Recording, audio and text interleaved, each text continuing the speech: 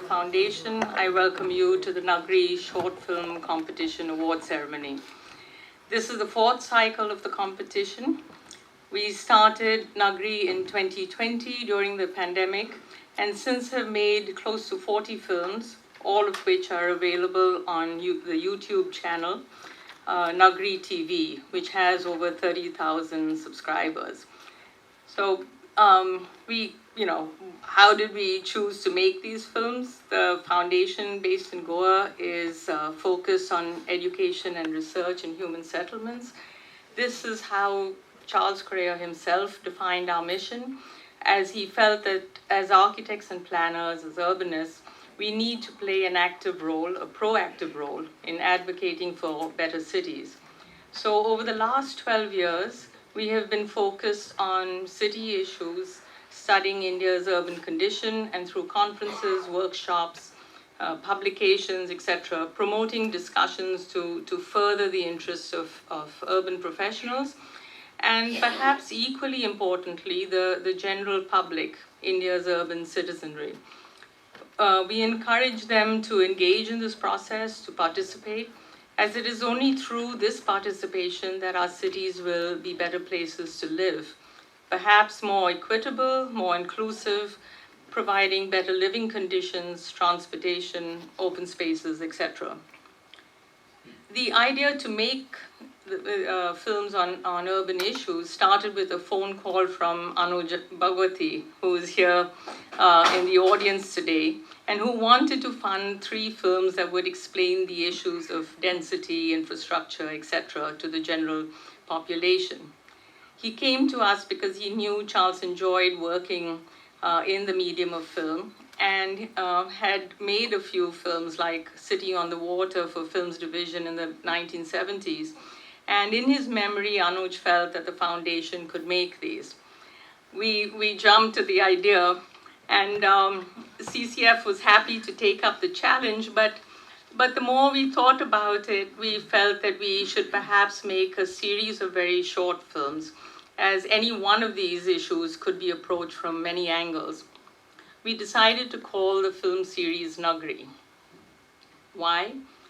The films we felt needed to address issues that affect urban India, regardless of the scale of the city.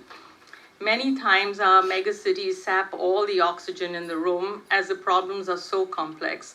So we felt we needed to look at a smaller scale as well and help identify inherent issues before they get overblown.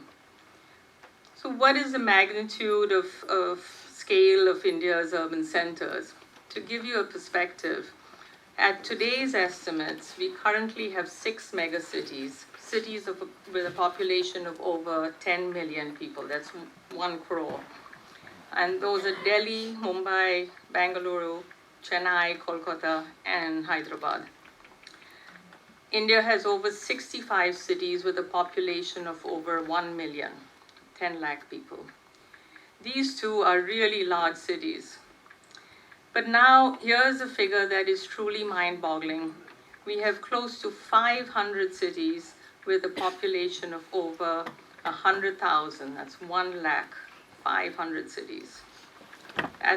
This is at present time. This is not projected in the future. This is how it stands today, at last year's count. We thought the term Nagari best described these urban scales. Going with the Nagari film theme, we called the archive, the collection, a bioscope for the Indian city, a collection of short films that tell urban stories so we can better understand issues that we need to address in our cities. We also felt that the films shouldn't use technical words and planners' jargon, but instead have the films tell a story, a narrative, and through this narrative, the audience would understand the issues. By making 9 to 10 films every year, all focused on a single urban theme, we felt that perhaps these short films would be like an anthology of short stories, together giving a multi-faced, more nuanced, complex explanation of how our society needs could approach the solution when problem solving our urban issues. We also see the Nagari films as documenting the Indian city as an archive to better understand the urban condition for the public and also for the urban professional, the urban researcher. Finally, we knew that we needed to get young people involved in making the films. They would bring a fresh perspective and energy, and by getting them involved, we might get them engaged in these issues for much of their careers. We approached Sanjeev Shah, the well-known filmmaker and editor, to advise us. Sanjeev recommended a panel of mentors who would guide these young filmmakers. It was a really brilliant idea because we now have a unique process and an amazing opportunity for young people to work for 2 to 3 months with a mentor and who is an established filmmaker. For us, we know that we get a really excellent set of films, very high quality. So we have 5 mentors each annual cycle. Each mentor works with 2 teams. So we produce 10 films a year. And we really have a wonderful set of mentors. Sanjeev Shah from Ahmedabad, who Sanjeev agreed to be a mentor. Beena Paul from Trivandrum, Rajula Shah from Bhopal, Deepa Dhanraj from Bangalore, Avijit Mukul Kishore from Mumbai, and Arjun Gauri Sakar from Kolkata. All great filmmakers in their own right to be part of the Nagari team. Today, our first in-person award ceremony for Nagari, we have many collaborators together, all meeting for the first time.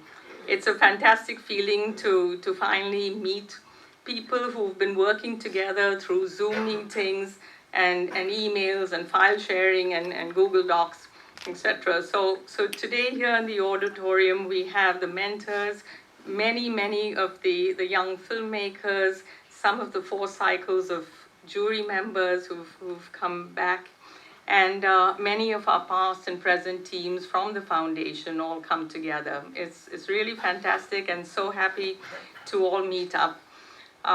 We also have the primary donors, the A.T. Chandra Foundation, Anuj Bhagwati, Archana and Namit Chandra, and others from IHCL Foundation and the Dempo Foundation. And we thank you for your generous grants. When we started in 2020, at the beginning of the pandemic, we decided to focus the first year of Nagari films on housing adequacy, housing that is not defined as just low income, but balances the needs of the urban poor, as it takes into consideration the value of the land, its proximity to transportation, which helps in education, livelihoods, etc.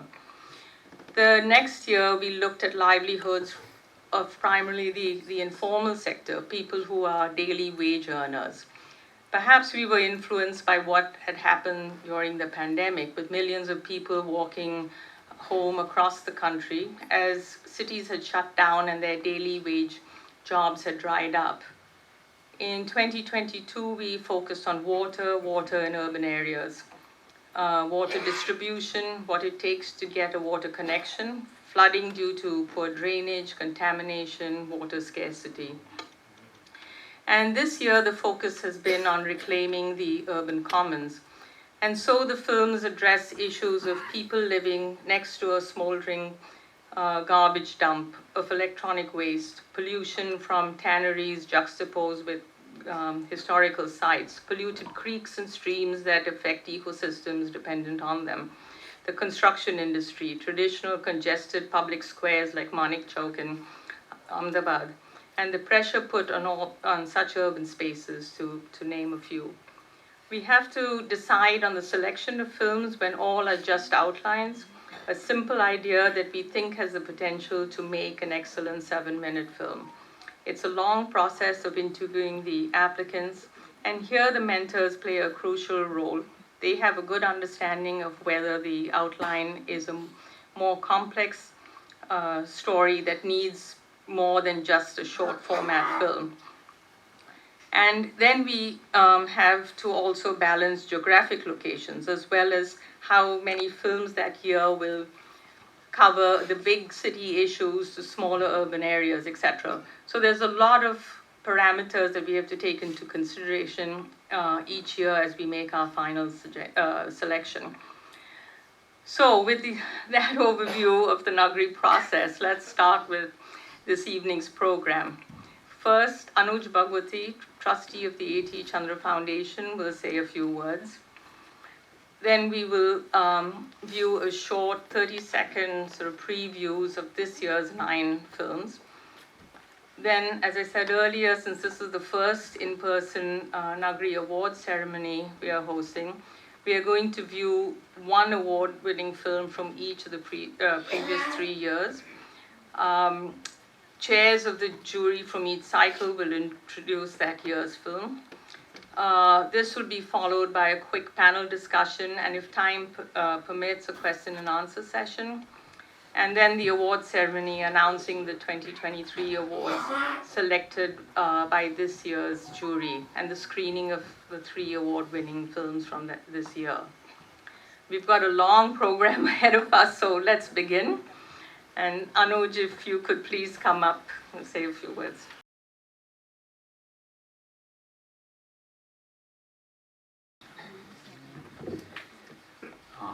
Many thanks to all of you here in the audience for being part of today's event. It's really wonderful that after so long we have an in-person event of this sort that I'm part of. Thank you very much to our participants across all the years that we've had this, because we haven't had a chance to really thank anybody in person for that.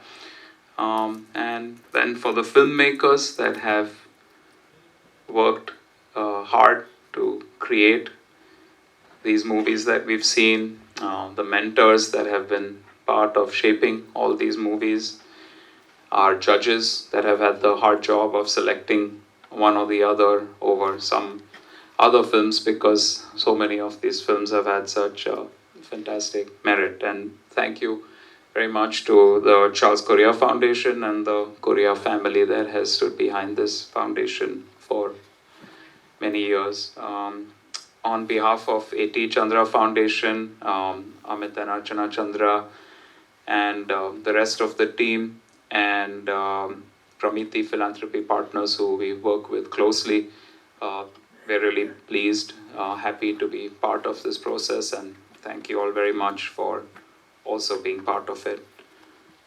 Just thought I'd take a couple of minutes to talk about why urban is really important to us as the A.T. Chandra Foundation, and why it should be important to all of us, we believe. And that's because there's tremendous urban growth. There's a lot of people moving to cities. And so it's a tremendous urban opportunity, because we can shape cities in a way with the people that live in them that enhances their quality of life, and that then promotes human development as well as economic development. People move to cities for economic reasons often, and if we do it right, then we really will have the chance to have some multiplier add-on effects, so that we really have better economic development than we imagine, because everybody brings something to the city. It's a place where we really have the commons coming together. But there are also urban issues, and we can only solve these urban issues and really get to the benefits that we all need if we work together. It really requires engaged citizens. And in order to create engaged and educated and aware citizens, we thought that it would be worthwhile to create some movies that would allow people many aspects that they might otherwise miss in to look at many aspects of cities and city life that they might otherwise miss. So why the A.T. Chandra Foundation and Charles Correa Foundation thought we should do this together? That's probably because of me personally having been a trustee of the Urban Design Research Institute, which is a non-profit that Charles Correa also founded, together probably with a few others. But Charles was very interested in cities and urban planning, though he's so much known as an architect for some of the wonderful buildings he created. And he worked on the National Commission of Urbanization in the early 80s. He was also very fond of movies, as Chino said, and also really enjoyed working with young people. And he didn't really have any barrier. We all called him Charles, and it was always wonderful to talk to him. Sometimes you were at the receiving end of something or the other, but it was always wonderful because he was also very open in his own way to whatever you might say. And he was also very solution oriented. I remember a meeting at the UDRI where he said, Anuj, we're just saying no to lots of things in different ways. Can we figure out what else somebody could do if we want to say no to them? So he was really very solution oriented. So it was one of the things that we also wanted to do, to remember Charles through movies about urban issues, to make sure that we covered the whole country, cities big and small, which was something that he tried to do in the National Commission of Urbanization, on urbanization, and to engage with young people. So that was the thought process behind approaching Nandita and the Charles Correa Foundation to do something. And I would say that the whole process that has emerged and the quality of the movies that we see, it far surpasses what one might have expected at the beginning. And that's really all credit to the team that has the teams and the mentors and judges and the Charles Correa Foundation that have put all of them together. I remember after the first one in COVID, Amit called me up and he said, Anuj, I'm weeping right now. I mean, it's so moving to see this, and we really have to take this to the next level in terms of distribution now. And so that's something that we're still working on together with Deepa, Manisha and Pallavi from Pramiti. So that's really the reason that we do this, and I hope that going forward many more people in this group and others will really take this whole urban condition, this urban opportunity in India more than anything else to heart. And I think that Charles endowed the building or whatever that CCF uses right now. Monica's been doing work, has helped everybody with the flat that the fellows use and so many other things. The Correa family has been really generous in supporting urbanism in India. And I think that we felt that it was also our job to step forward and try to do something in this space. So that's what we've been trying to do, and I thank you very much for your participation today, in the past, at the various things that we've done, and really hopefully more and more in the future going forward. Thank you very much.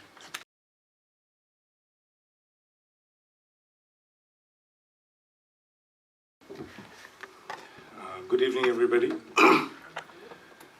I was part of this group, and we had a great time watching the films, and that was the first iteration of the whole let's say Nagari film idea, and we were so pleasantly surprised by the quality of the films and the way the whole thing turned out. So, of course, whoever came up with the idea, or all the people who got together and came up with the idea, need to be congratulated, because you see, my friendship with Charles over so many years was primarily about him being tremendously interested in films and us discussing endlessly, the relationship, the common points and the dissimilarities between architecture and cinema. And Charles was very fond of a book written by Gaston Bachelard called The Poetics of Space.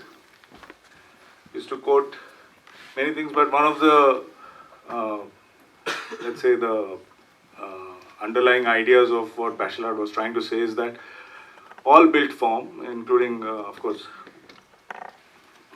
any form of architecture, is primarily a phenomenological experience. Like you experience it as a series of images.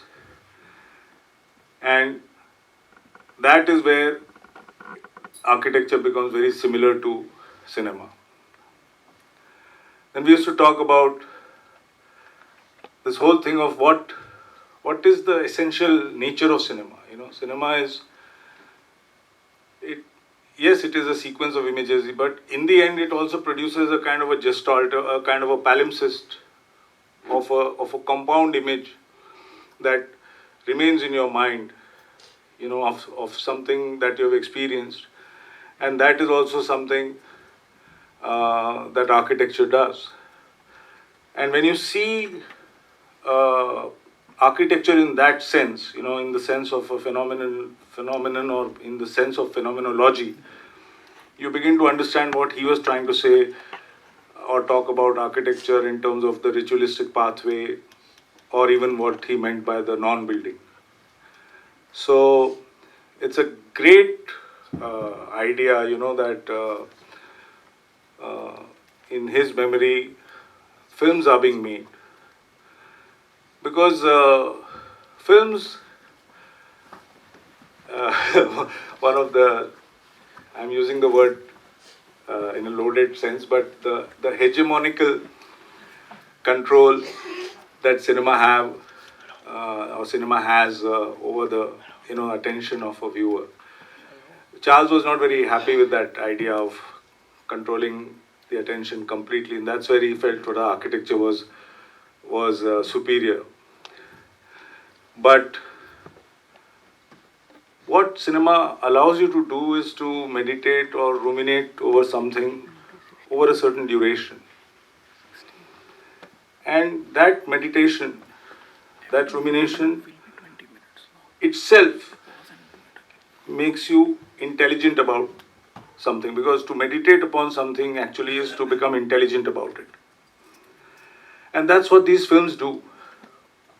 These films focus your attention on something. It could be a minute aspect of life, it could be a minute aspect of a lived experience. And just by focusing your attention for a little while on it, suddenly you start getting insights, not necessarily in a linear order. And that's why this idea or this activity of making films is a brilliant idea. I was part of this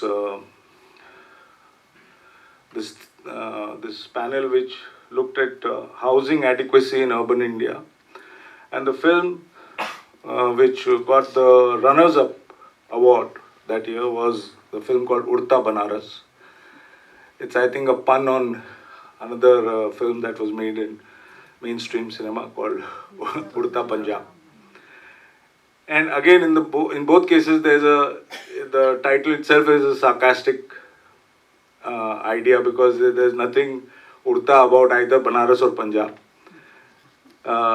It actually shows, the film shows the problem that is being created because of this grand pathway that's being made towards the Kashi Vishwanath Mandir.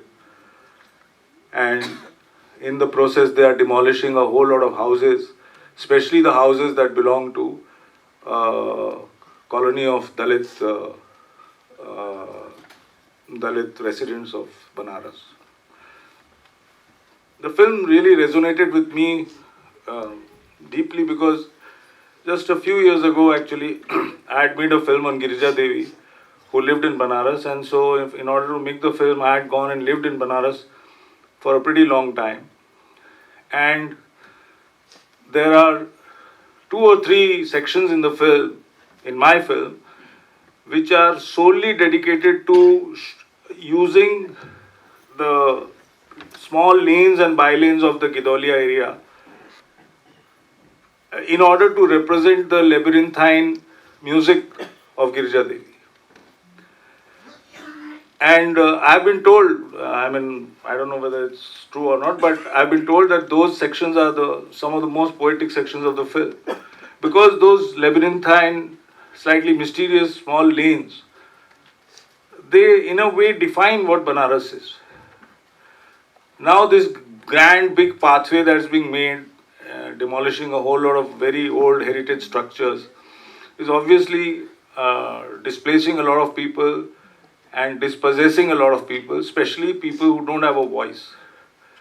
So there's a character in the film whose profession it is to be a photographer, etc. And what you can see is this very interesting take that he has on what's happening in the name of development. I don't think I need to explain much more. It's a wonderful film. Please enjoy.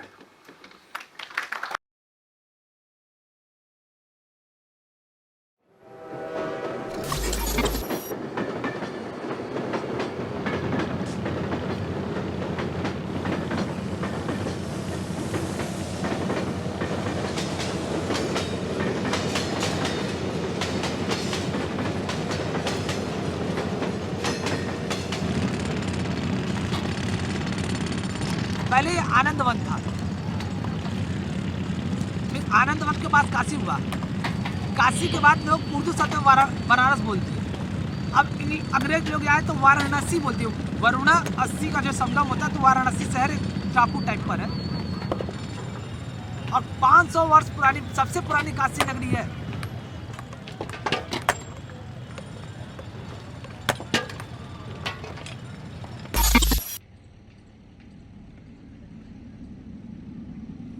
ये old city है sir, heritage city है, ना इसको तोड़ा जा सकता है ना बनाया जा सकता है सर। तो ये किस आधार पर इन्होंने तोड़ा है बिल्डिंगों को? हेरिटेज सिटी को ना तोड़ा जा सकता है।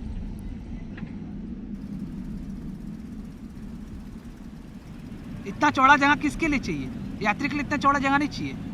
हेलीकॉप्टर उतरने के लिए या फिर कार आने के लिए या बस आने के लिए सुविधा की जा रही है सर। जब पतली गलियां रहेगी तो बनारस का वजूद क्या रहेगा?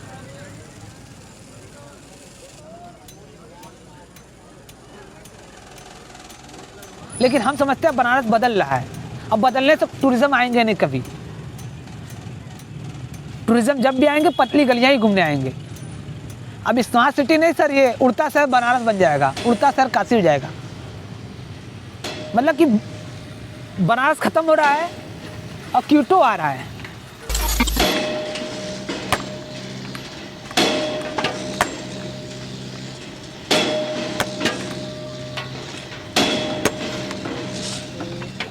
मतलब फिर आप घाट पे फोटोग्राफी करते हैं? जी अभी तो करते हैं नहीं, लेकिन करते थे और है में बहुत फ़र्क पड़ता है भैया। क्यों नहीं कर रहे हैं? क्योंकि यात्री नहीं आ रहे, टूरिज़्म नहीं आ रहे हैं। और वहाँ पे क्या है कि अभी जब टूरिज़्म आएंगे नहीं तो हम कमाई कर नहीं सकते। और अलग अलग घाट पे ही अलग अलग लोग फोटोग्राफर रहते हैं। जिस घाट का जो फोटोग्राफर उसी घाट पे फोटोग्राफी कर सकता है और किसी घाट पर जाकर फोटोग्राफी नहीं कर सकता।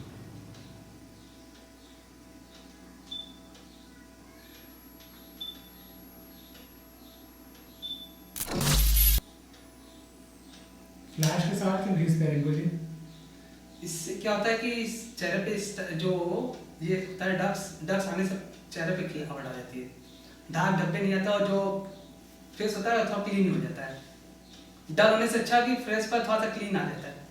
अच्छा, कैसे आई ये फोटो? अच्छी है क्या? अच्छी।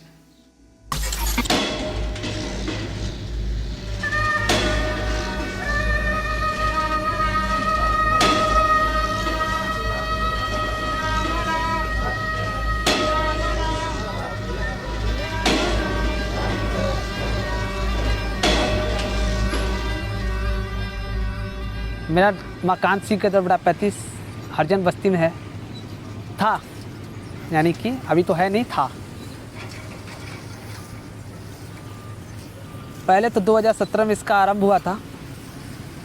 2017 में बोला गया कि विश्वनाथ, गंगा को विश्वनाथ से मिलाना है। गंगा पाथवे का योजना बताया पहले, फिर बाद में कहे गली को चौड़ीकरण करना है, फिर गली को चौड़ीकरण के नाम पर पूरा मकान ही तोड़ दिए।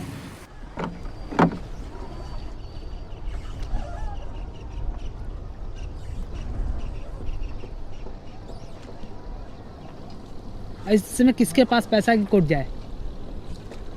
पहले अपन परिवार चला कि आपसे लड़ने जाए। सरकार से हम लड़ नहीं सकते, सरकार तो ऑलरेडी फ्री में लड़ेगी। हमारा कौन किसी, जो भी लड़ेगा पैसा लेगा। जिसको मैं कहूँगा है पागल है, लोग मुझे पागल कहेंगे। हाँ सर, मैं पागल हूँ। मकान टूटने के बाद मैं पागल तो ही गया हूँ। जिनका वजूद ख़त्म कर दिए आप। आखिर मैं 6 पीढ़ी से रहता रहा वहाँ, जानते रहे लोग कि ये 6 पीढ़ी से यहाँ पर है। कोई भी आंख बंद कर मेरे घर आ सकता रहा। आज आप आ रहे हो तो मैं इस बार मिल रहा हूँ, आप भी मुझे आकर वहाँ ढूंढ रहे हैं ना सर। अगर मोबाइल नंबर नहीं होता तो आप मुझे वहीं ढूंढते।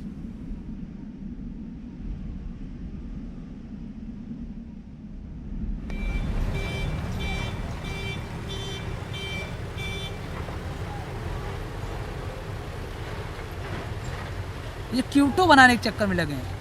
क्यूटो में फिर भी इतिहास अपना सहयोग कर रखा है। तोड़ा नहीं है क्यूटो में। जो जापान में क्यूटो बना है, वो क्यूटो बनाना चाह रहे थे शहर को। केवल एक मंदिर के लिए क्यूटो बनेगा सर?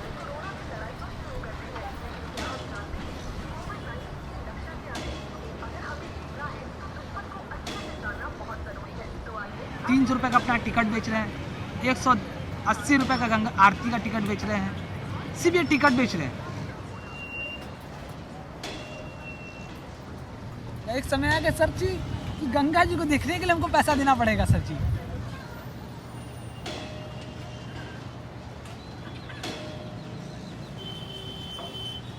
अगर अपने घर को अगर लाइट से सजा दिया तो स्मार्ट नहीं हो जाता। स्मार्ट बनाने से स्मार्ट होता है, उसमें कुछ परिवर्तन लाना चाहिए। लाइट सजाने से सिर्फ डेकोरेशन किया जाता है, और डेकोरेशन कर रहे हैं।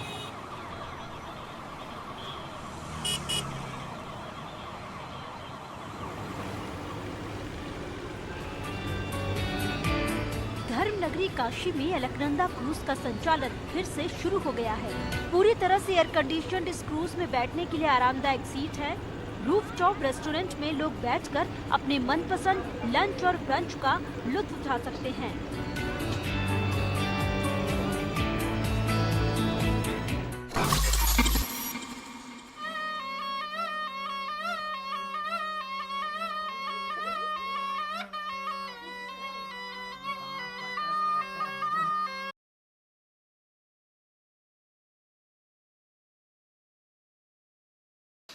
It's such a pleasure to be here. Good evening. I had the good fortune of being asked by Nandita to chair the jury that looked at the films on people and livelihoods in urban India. She asked me because that's actually my area of expertise, the urban informal economy in India, but around the world as well. And so the topic was central to my work and dear to my heart, and I readily agreed. We were 5 of us on the jury. Can we see the picture of the jury again? We had 2 filmmakers. We had a critic and poet. We had a lawyer and a judge. And then we had myself, a sort of activist academic. And the films, all of them were very powerful. They covered a range of urban occupations. There was food vending, there was fast food delivery, there was liquor making, fishing, water chestnut harvesting, tailoring, construction labor, and 3 films featured migrant workers in particular in a yarn recycling factory, at a stone quarry, and on the floating casinos in Goa. And most of those who work in these urban occupations are informally employed. Indeed, 80% of all urban workers in India are engaged in the informal economy. And what we know is that urban plans and designs tend to cater to the needs and interests of the 20%. And we know that the urban officials and the police tend to penalize the 80%, and yet they are producing the goods and services that we, the 20%, need. It was a difficult task for us to choose among the films because all of them were powerful in different ways. But the film that was selected for the top award, which you will now see, was Tal Betal.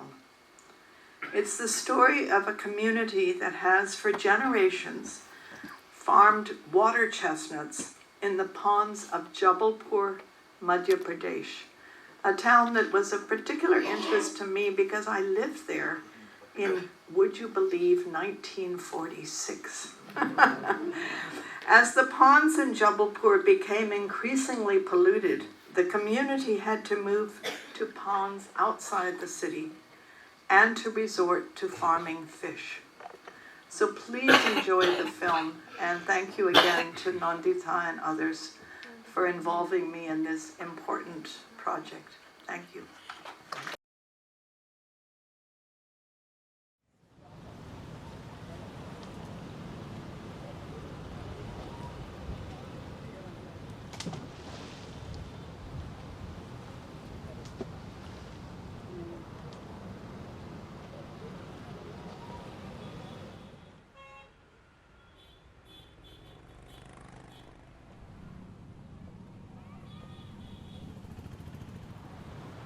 मेरा नाम छोटेलाल सिंघरा है और मछुआ सहकारी समिति का मैं सचिव हूँ। पहले सिंघाड़ा और मछली का व्यवसाय था, अब सिंघाड़ा का रहा नहीं, कुछ जगह पर है। अब मछली पालन बस रहता है अपने यहाँ गंगा सागर सूपा ताल में। ये परिवार ये काम लगभग कितने वर्षों से कर रहा होगा? ये लगभग 100-150 सालों से हमारा परिवार काम कर रहा था इस, जैसे कि मैं खुद अभी 35 साल से कर रहा हूँ। पहले जो जनपद से हुआ करता रहा पट्टा हमारा, फिर फिशरी से हुआ करता रहा। अब वो सब पट्टे जो है सब पूरे तालाबों को जो है नगर निगम ने अपने हैंडओवर किया हुआ है, तो उनके हिसाब से ही हमें इस वर्ष पट्टा मिला है। उनकी विधि अनुसार जो नियमावली उनकी, वो उसी हिसाब से हमको 10 साल के लिए पट्टा मिला हुआ है। जी क्या है, पहले देखिए 78 परिवार हुआ करते थे और अब वो जो है मुश्किल से 40 परिवार उसमें सम्मिलित हैं।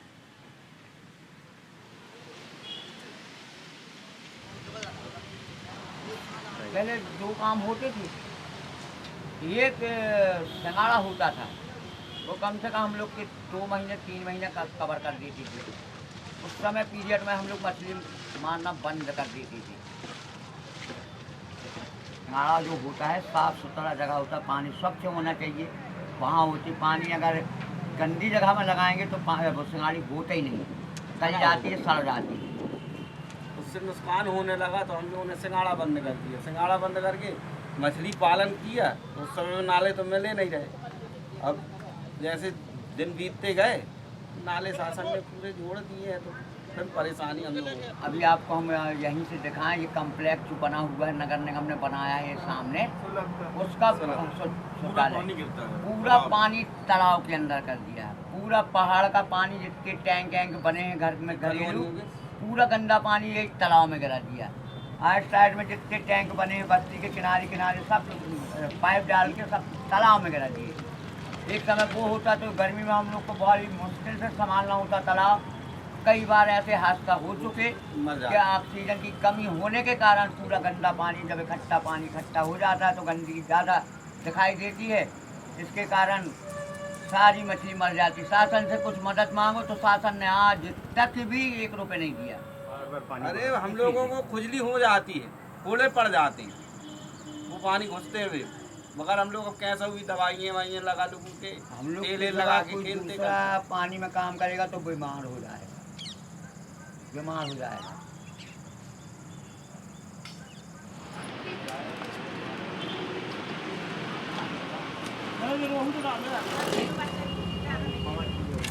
ज़्यादा भी दो 5 किलो में दाम दो, 5 किलो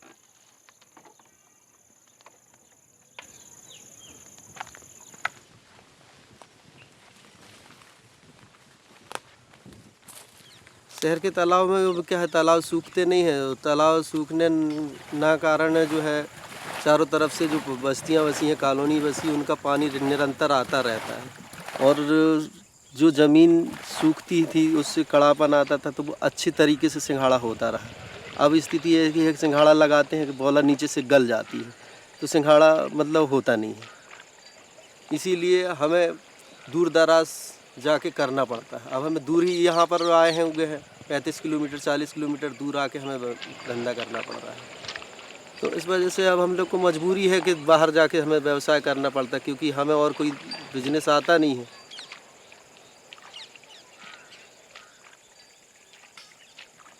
मेरा नाम नितीश सिंह रहा है और मैं MSc botany science college Jabalpur का स्टूडेंट हूँ। अभी तो जहाँ तक की बात की जाए तो हमें शहर से गांव की तरफ, गांव में हम लोग सिंघाड़ा लगाते हैं। हमारे अभी जो भी परिवार हैं, कुछ लोग लगाते हैं, वो गांव में ही जाकर लगाते हैं। शहर में वैसा इन्वायरमेंट नहीं मिला है हमें जिससे हम इस खेती को आगे बढ़ा सकें। अगर सिंघाड़े की खेती की बात की जाए तो मुझे नहीं लगता कि हम इस तरीके से शहर के विकास में कोई भी अपना योगदान दे पाएंगे, क्योंकि हमें नहीं लगता कि सिंघाड़ा हमें आगे बढ़ाने में कुछ कार्य प्रदान करेगा। सिंघाड़े की खेती में कुछ भी नहीं बचा है जिससे मैं अपना परिवार या अपने परिवार का पालन कर सकूं। मुझे या तो मजदूरी करना पसंद है, पर सिंघाड़े की खेती करना बिल्कुल भी ना पसंद है।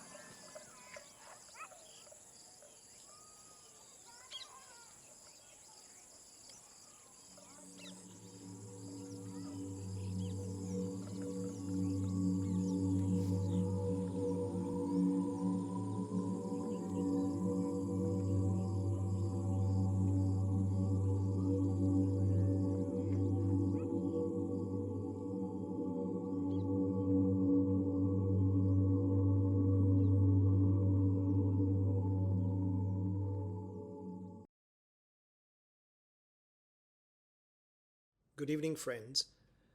I apologize for not being with you in person. I miss Bombay.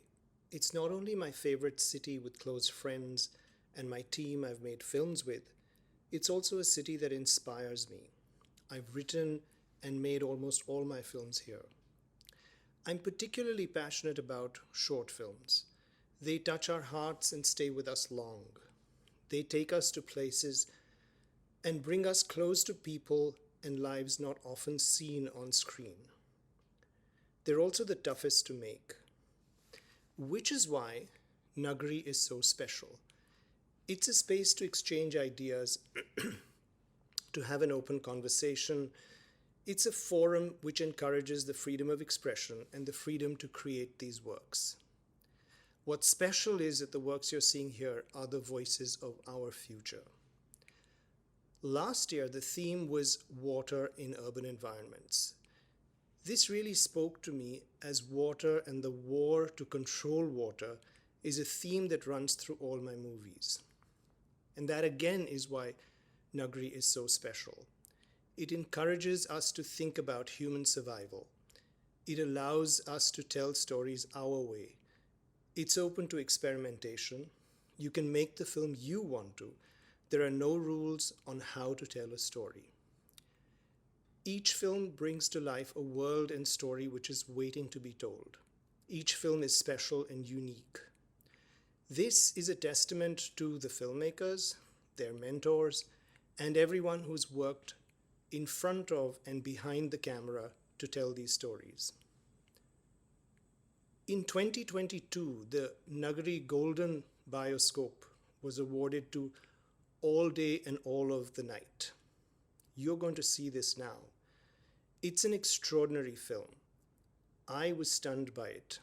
I'm not going to give away more, but in this world and life of a young girl the filmmakers take us into, there is still a ray of hope.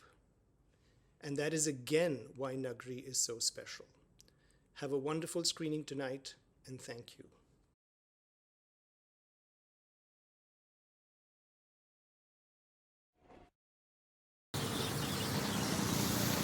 धमाल हुई थी ने गोलियां चली थी किसी किसी के घर के लोग गायब हो गए थे खुआ गए यहाँ पे जो अंकल है ना वो भी खुआ गए वहाँ पे पीने का पानी नहीं था पहनने के लिए कपड़े नहीं थे फिर यहाँ पे सबको मकान दिए तो इसके लिए यहाँ नरोड़ा पाटिया वाले के नाम से खबर पड़ती है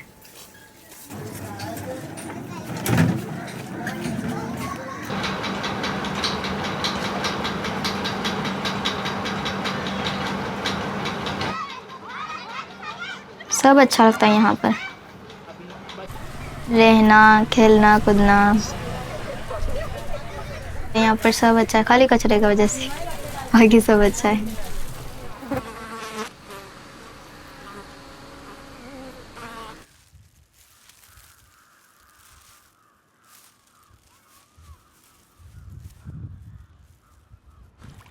इसके वजह से बहुत स्मेल आती है गर्मी में धुआं हो जाता है पूरे में कोई दिखता नहीं है जैसे इतना सारा धुआं हो जाता है जैसे पर आमने सामने बैठे ऐसे नहीं दिखते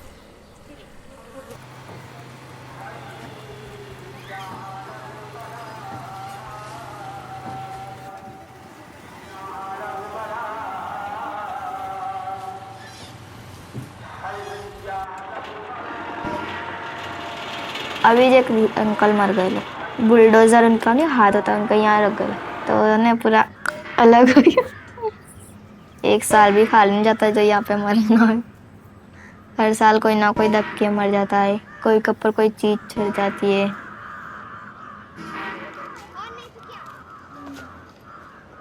यहाँ वाले घड़ी घड़ी जाते हैं अर्जी करने म्यूनसिपालिटी के वहाँ ट्रक भर भर के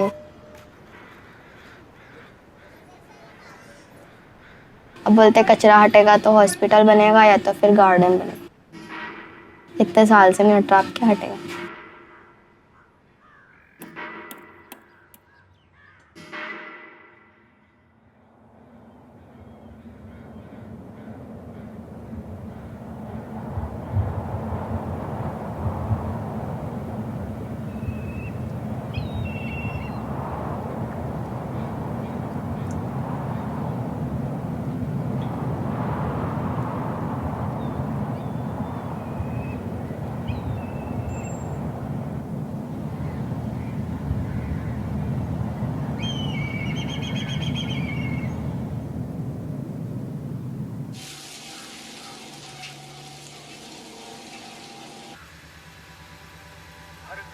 उन्नति की राह जाएगी आशा की आंगन आंगन गाएगी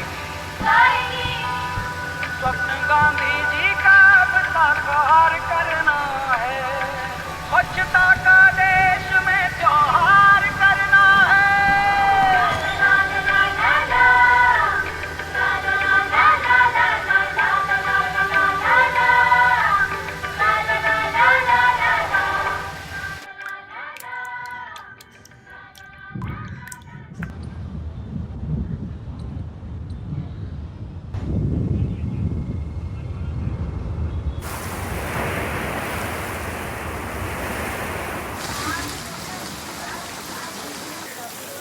जब बारिश आता है ना तो यहाँ पर बहुत सारा पानी भर जाता है।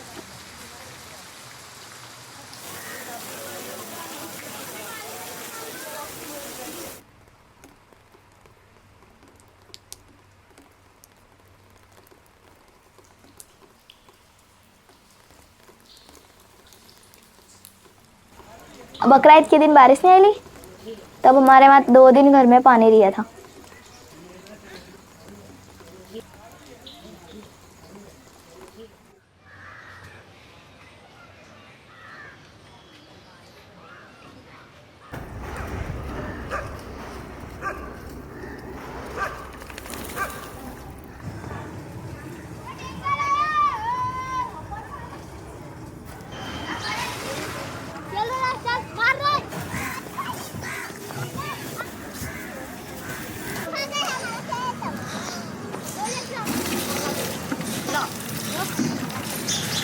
अभी 2 दिन से टैंकर नहीं आया ना, तो कुत्ते पानी के ताल हड़ेंगे। हमारे उधर नहीं देता कोई।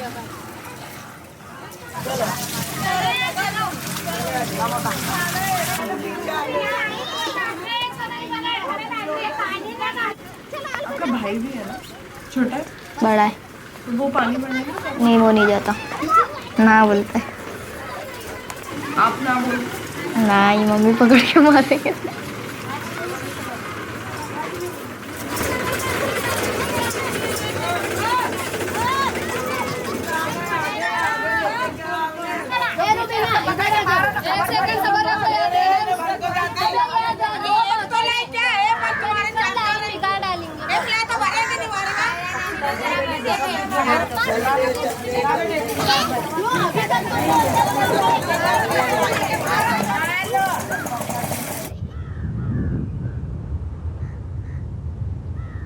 बारह साल से यहाँ पे बोल रहे थे एएमसी की पाइप आएगी, फिर सब जाके बोल के आए, फिर पाइप आई और अभी इसमें पानी नहीं आ रहा।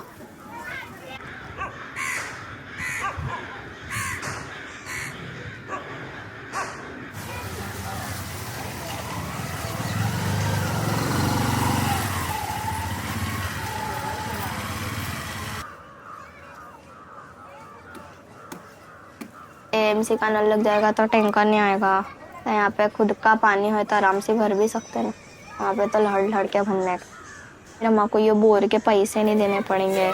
जब भी कुछ त्योहार आता है टैंकर को 10-20 रुपये देने के, कचरे वाले को देने के, सबको देना पड़ता।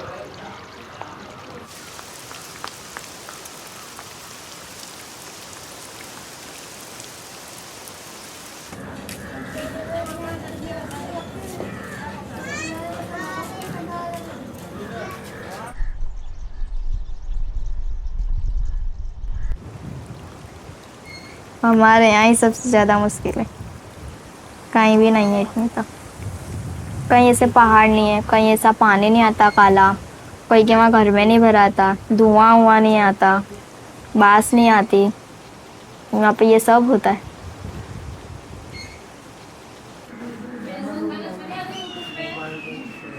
अच्छी जगह मकान लेंगे, वहाँ अच्छे से रहेंगे। 24 कलाक पानी, यहाँ पर 1.5 कलाक आता है, उसमें अक्खा दिन निकालने का, अक्खा दिन अक्खी रात।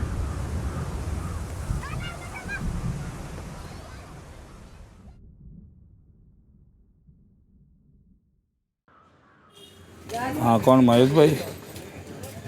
अरे સિટીઝન નગરથી મયુદ્દીનભાઈ બોલું છું। અરે આજે પીવાના પાણીનો ટેન્કર નથી આવ્યો। અચ્છા, રક્ષાબંધનની રજા છે, કાલ ચાલુ રહેવાનું ટેન્કર ને? હા તો વાંધો નહીં, ચાલુ રહે તો જરા સવારે વહેલા મોકલાઈ દેજો ને।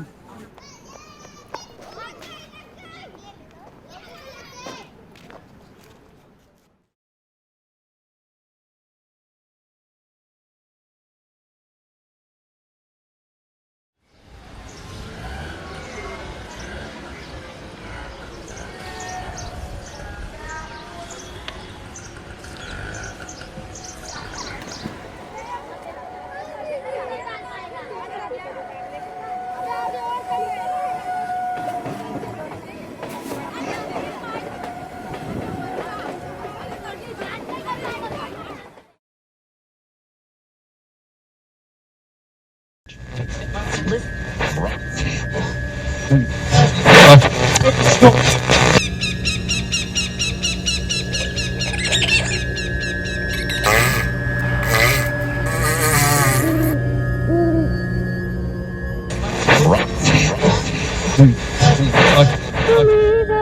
না তুমি বলো। না তুমি বলো। তুমি বলো। তুমি বলো। তুমি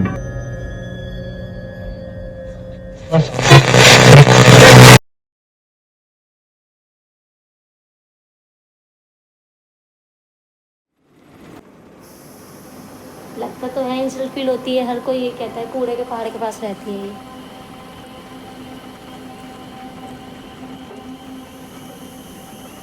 लगता है फिर मेरे हमसे यही बोलते हैं, नहीं अभी हट रहा है, वो काम चल रहा है वहाँ पे, काम चलता ही रहता है यहाँ पे कि हट जाएगा, हम फिर यही बोलते हैं। हाँ पार्क बन रहा है, सुनने में तो यही आया था, पार्क बन रहा है, वहाँ से सफाई हो गई है, हट रहा है, अब पता नहीं।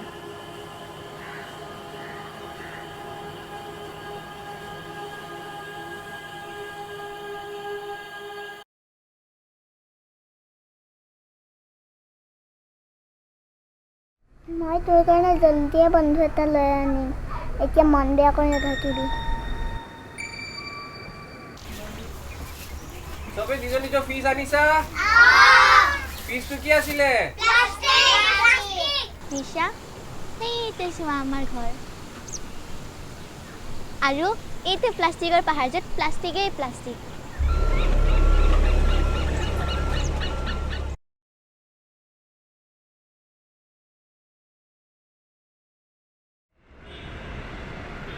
एक ओर भारत अब चीन के बाद सबसे बड़ा सीमेंट निर्माता है, वहीं दुनिया का 40% CND मलबा भी यहीं पैदा होता है।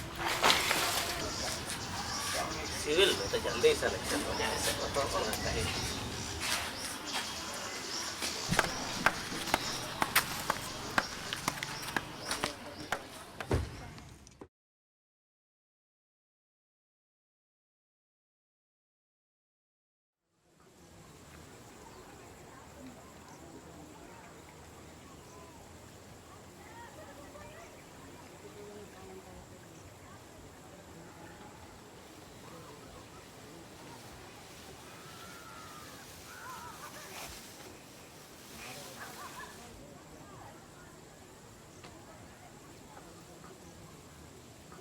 टीले पे जिनकी बस्ती है उनको कुछ साए से खाए जाते हैं।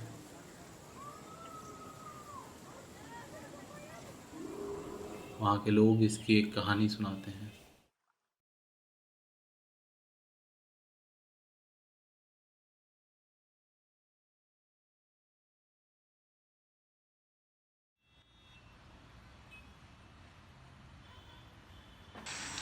ಇನ್ನು ಪಾರ್ಕ್ ಮಾಡಿಬಿಟ್ರೆ ನಮ್ಗೆ ಜಾಗ ಎಲ್ಲಿ ಬಿಡ್ತಾರೆ ಮೇಡಮ್ ಈ ಕಡೆ ಎಲ್ಲ ಅಲ್ಲೆಲ್ಲ ಗೇಟ್ ಇಕ್ತಾರೆ ಈ ವಾಕಿಂಗ್ ಹೋಗೋರಿಗೆ.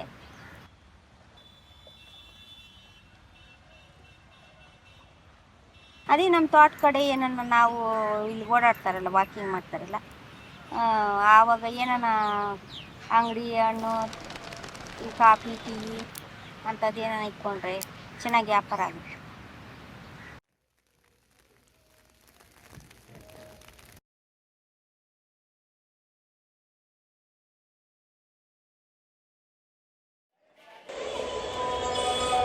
बहुत वर्षों पुराना बाजार है माने चौक।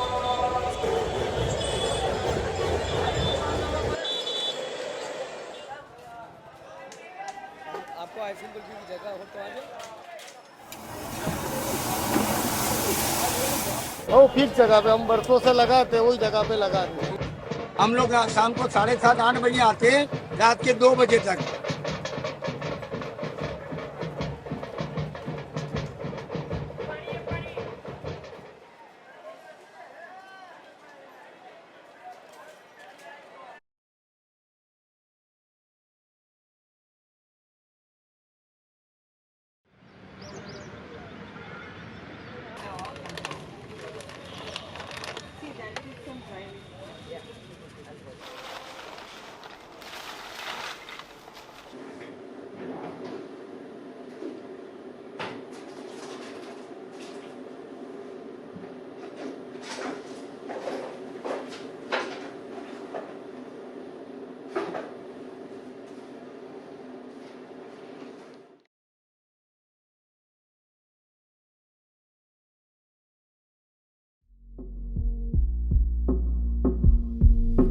क्रीक आशिल्ली ती सारकी क्लीन आशिल्ली आनी तितून नुस्तें मेवता तें आमी खाताले इतलें उदक क्लीन तूं तोंडान जे हालो हें उदक इस्कॉलाक वयच्या पयलीं सगळे गँग बी उडीक मारून नाताले क्लीन न्हू एक कोंवची पासून नाहली आतां तें कांय ना आतां सगळें उलटें क्रीक सोपोन सोबीत आमचे क्रीक कोरिया क्लीन आमची क्रीक पणजे शीर आमची क्रीक कोरिया ग्रीन आमची क्रीक कोरिया निवळ आमची क्रीक कोरिया नितळ आमची क्रीक सोपोन सोबीत आमची क्रीक नवे जिवीत आमची क्रीक पणजेची शीर आमची क्रीक रे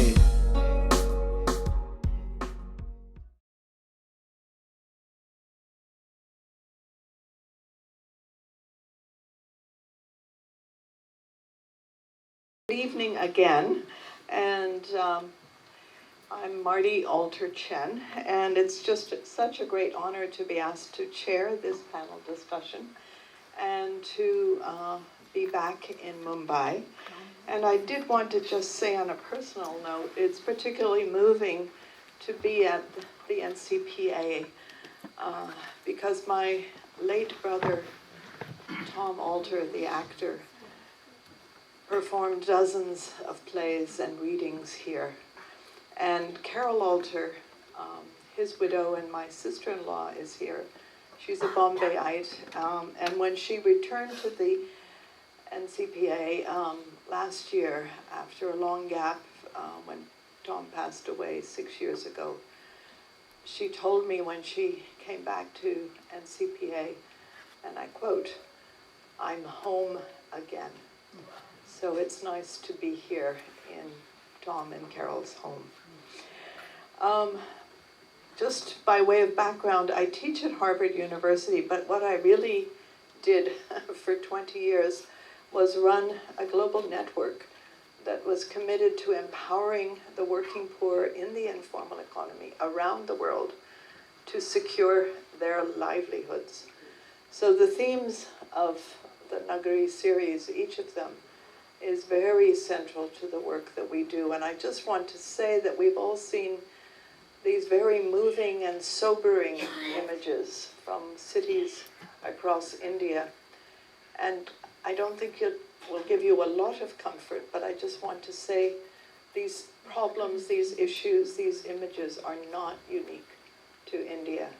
We work in 90 countries with waste pickers, with street vendors, and the problems are quite common. And today's theme, or this year's theme, 2023, was on reclaiming urban commons from a waste management perspective. And I just wanted to share the perspective of waste pickers around the world, but in India as well, because waste pickers are one of the special groups that the WeGo network works with in many countries. And we work with the organizations of waste pickers. They could be local, national, and we've helped form an international alliance. And what the waste pickers do here in India and around the world is that they collect, they segregate, and they recycle the waste that we all create and dispose of. And in so doing, they are really diverting waste that would otherwise go to the dumps and the landfills and the incinerators and the water resources that we have seen in the films. And they are, in fact, contributing to, they help reduce carbon emissions, they help reduce urban budgets, they help keep our spaces cleaner than they would otherwise have been. And what they reclaim is reused and often used as raw materials or packing materials for industries. So they're also contributing to industry. And the estimates vary, of course, but there are at least 300,000 waste pickers in Mumbai. And they are collecting plastic, cardboard, glass, and we know that there are many recycling centers in Mumbai that they supply to, and many of these are in the Dharavi slum. So they are part of the fabric of the city, but as somebody said, we don't see them as much as we would like to. And so before turning to our panelists who are going to discuss all of the films and this year's films, I wanted to make 3 brief but key points about cities and the kinds of social issues that we've seen. And 2 will be from the perspective of this year's theme, which is reclaiming the commons from the perspective of waste management. And point number 1 is that roughly 1% of the urban workforce of India and around the world makes a living from collecting, segregating, and recycling waste. And as I said, they help contribute to the environment and to the economy. And so we must keep them in mind as we talk about waste management. But in terms of what urban commons they want to reclaim, there are 2 that often get privatized. And the 2 commons, urban commons, that they want to reclaim, the waste pickers, one is waste itself. Because when the city gives a contract to a garbage collection company, they have less access to waste. And as one waste picker in Colombia told me, he said, waste is to a waste picker as land is to a farmer.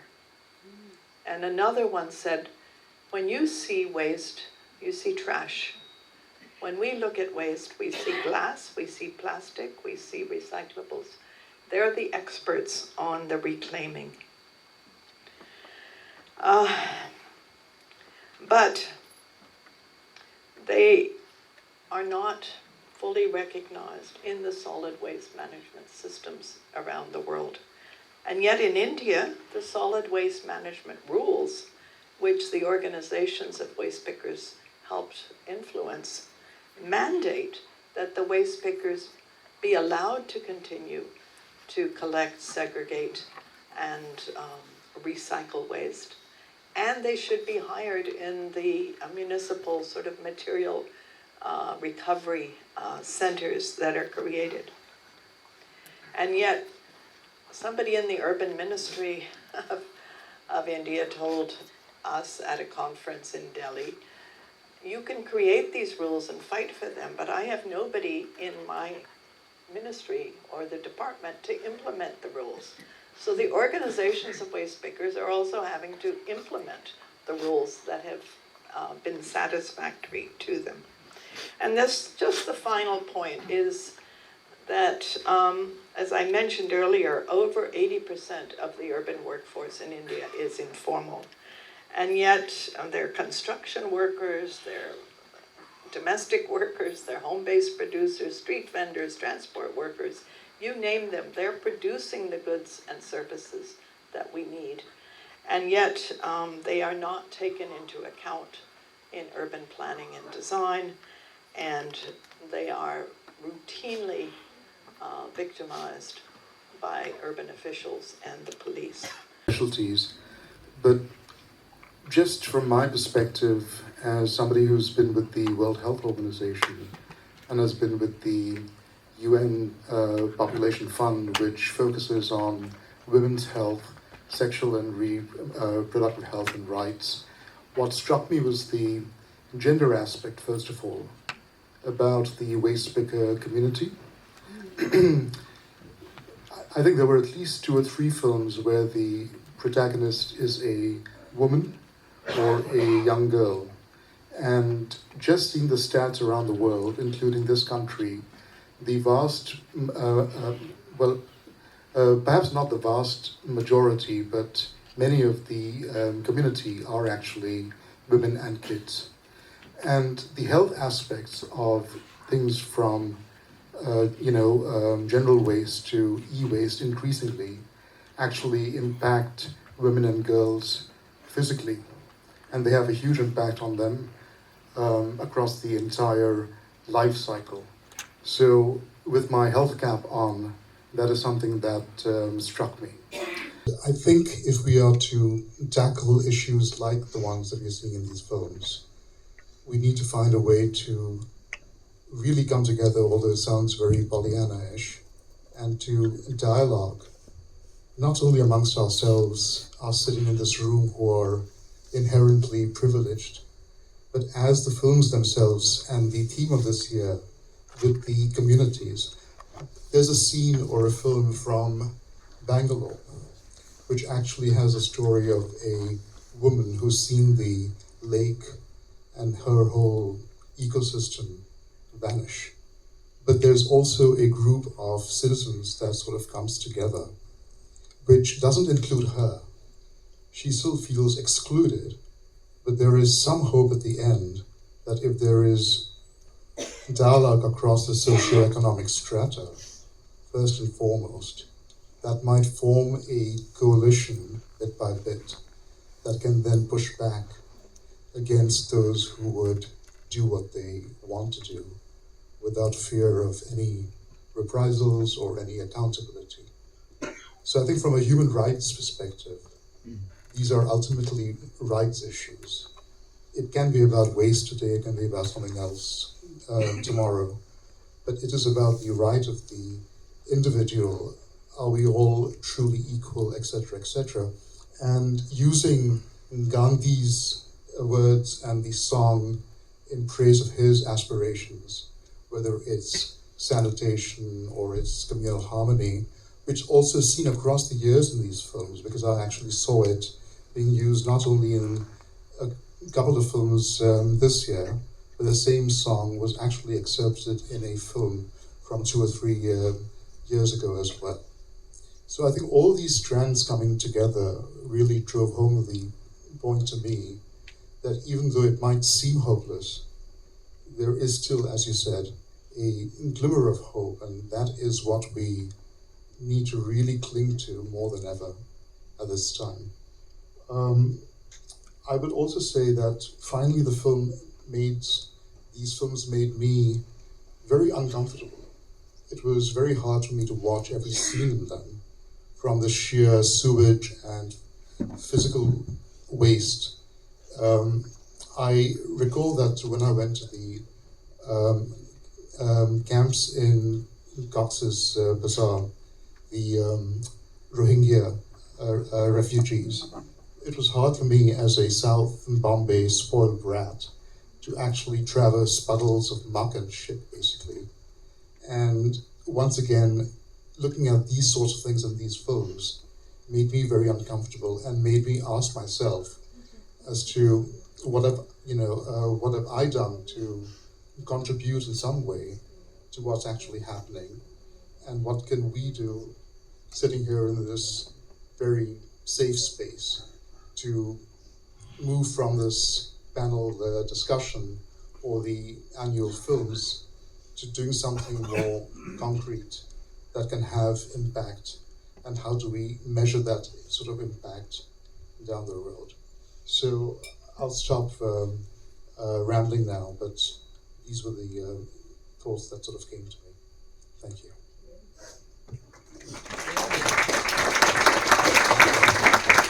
Thanks a lot. I was privileged to be part of the entire round of, the 4 cycles of Nagari films as a mentor. And I must say that, having trained as and worked as a communications person, as a documentary filmmaker, as a broadcaster, as a teacher, that, like Roy said, not all of the themes of each year are things that each one of us is a specialist in. And it was important. It was a special process to work with the filmmakers who all came from different levels of proficiency, earnest and wanting to make an expression about the film at hand, and along with them sharing one's own experience, in helping them realize their films, but learning in the process as well. Whether it was about housing, whether it was about water or urban commons or migration, livelihood across the 4 years. And it was a very special process as a mentor, as an educator, where you help people realize their film and how their subject and how they wish to portray it. So, there were filmmakers with formal film school training. There were filmmakers who were complete beginners. Now, the requirement was that there be somebody who would be either trained or have some amount of experience in having made films before. And in the very first cycle, when we were talking about housing, I mentored a pair of young second-year architecture students from JJ College who had no film experience at all, but their entire energy and enthusiasm, and they decided to do a music video in Marathi, working with a poet from Parel who lived in the Chawls, and talking about the entire problem of over-urbanization, disorganized urbanization, and the entire builder-politician nexus and what have you, in the form of a music video, a rap music video in Marathi, which one of the filmmakers, which he performed on camera. So for me, it was very special, to work with somebody who comes with that kind of an excitement with zero experience. But the film then is very special because, it has a certain kind of energy to it. To something which is made by somebody from film school or media school or whatever, to across all these different registers which are deeply political, and I just feel that as an educator, it becomes very important to plug into what the person is trying to do. There are levels of, like I said, earnestness, honesty, a desire to explore a subject, do something about it. But also in the process, there is an element of play, which is an extremely important part of learning and making an expression, and many of these films did have that. So I just feel that, for all of us mentors, and jury members and everyone, it was one rigorous and special process to be able to go through this entire project across the 4 years, which is the first of its kind, and I'm grateful to the South Korea Foundation, for initiating this and inviting us all to be part of it. So yeah, that's what I'd like to say.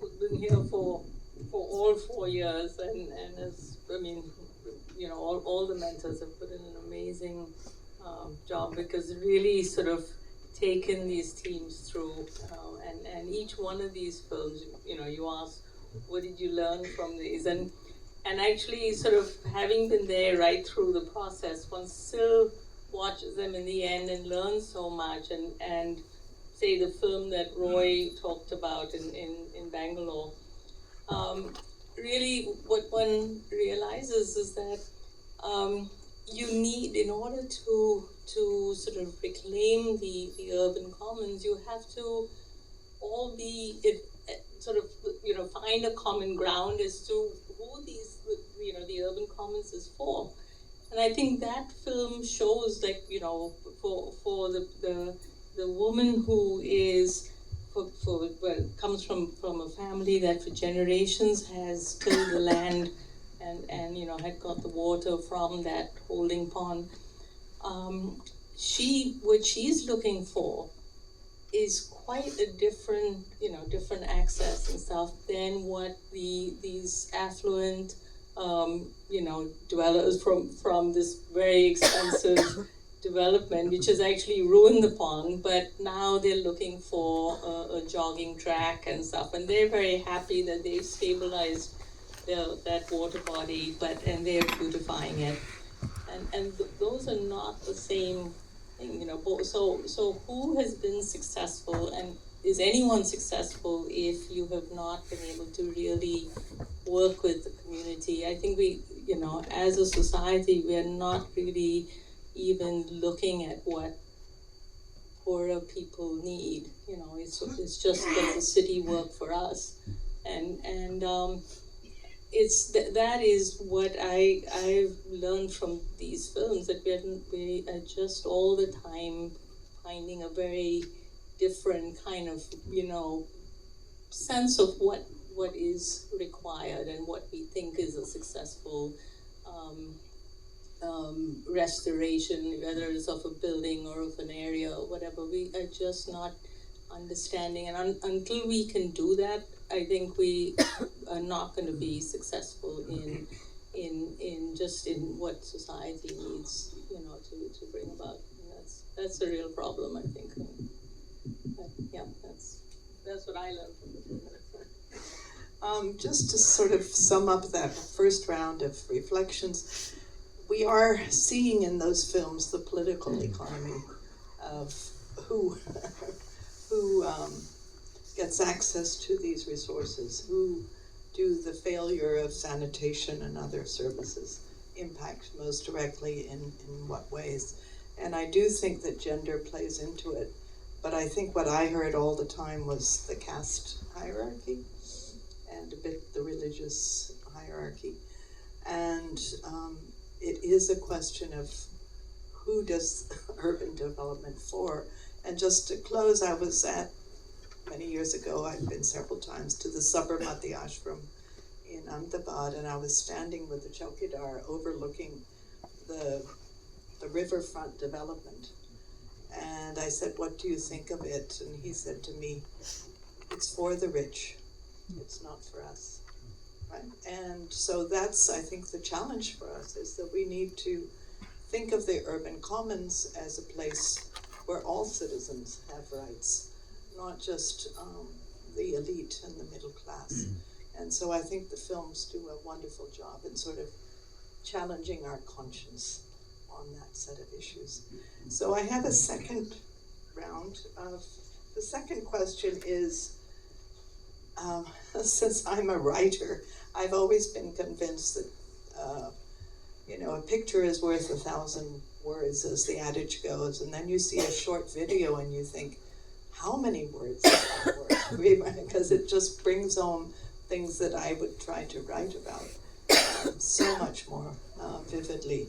So the question is, why and how, from your perspective, and we have one filmmaker at least among us, do these short documentary films, I remember Dave Senegal, right? He said that there's something about the short documentary, because you can focus in on these very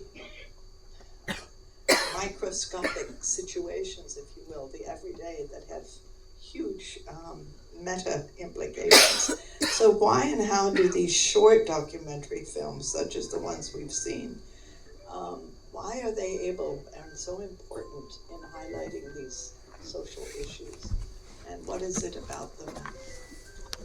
You're a communicator, Roy, so you can start, not from a filmmaker, but as a communicator, communications person, and then the other. Sure, thanks. I think before I speak to that, I just wanted to quickly touch upon what you said, is that these scenes that we see are not confined just to one country. I live in Copenhagen right now, which is supposed to be one of the world's most advanced cities, Denmark. The happiness index is high, supposedly. But there is one part of the city which is the immigrant ghetto. And we take the train there quite often because, frankly, it's got the best supermarkets. You can get Maggi noodles there as well. But that particular train station is blighted. The escalators don't work. The area around it is quite filthy. And everywhere you go in that 2 or 3 square kilometer block, you see that the rest of Copenhagen is a huge contrast to that. And that's where you have the immigrants from Syria, from Iraq, from Somalia. And they are confined there by circumstance. Maybe they like to live together, whatever the reason is. It's one part of the city which is neglected in many, many ways. And it is as much about politics and choices and exclusion as it is about anything else. So I think these cross currents are seen globally. So I shouldn't say it's just here, which I didn't, but I didn't want to give the impression that I was just picking on one country. In terms of what you asked right now, as a communicator, it's about storytelling. And I think stories, ever since the start of time, have been the way that we've connected.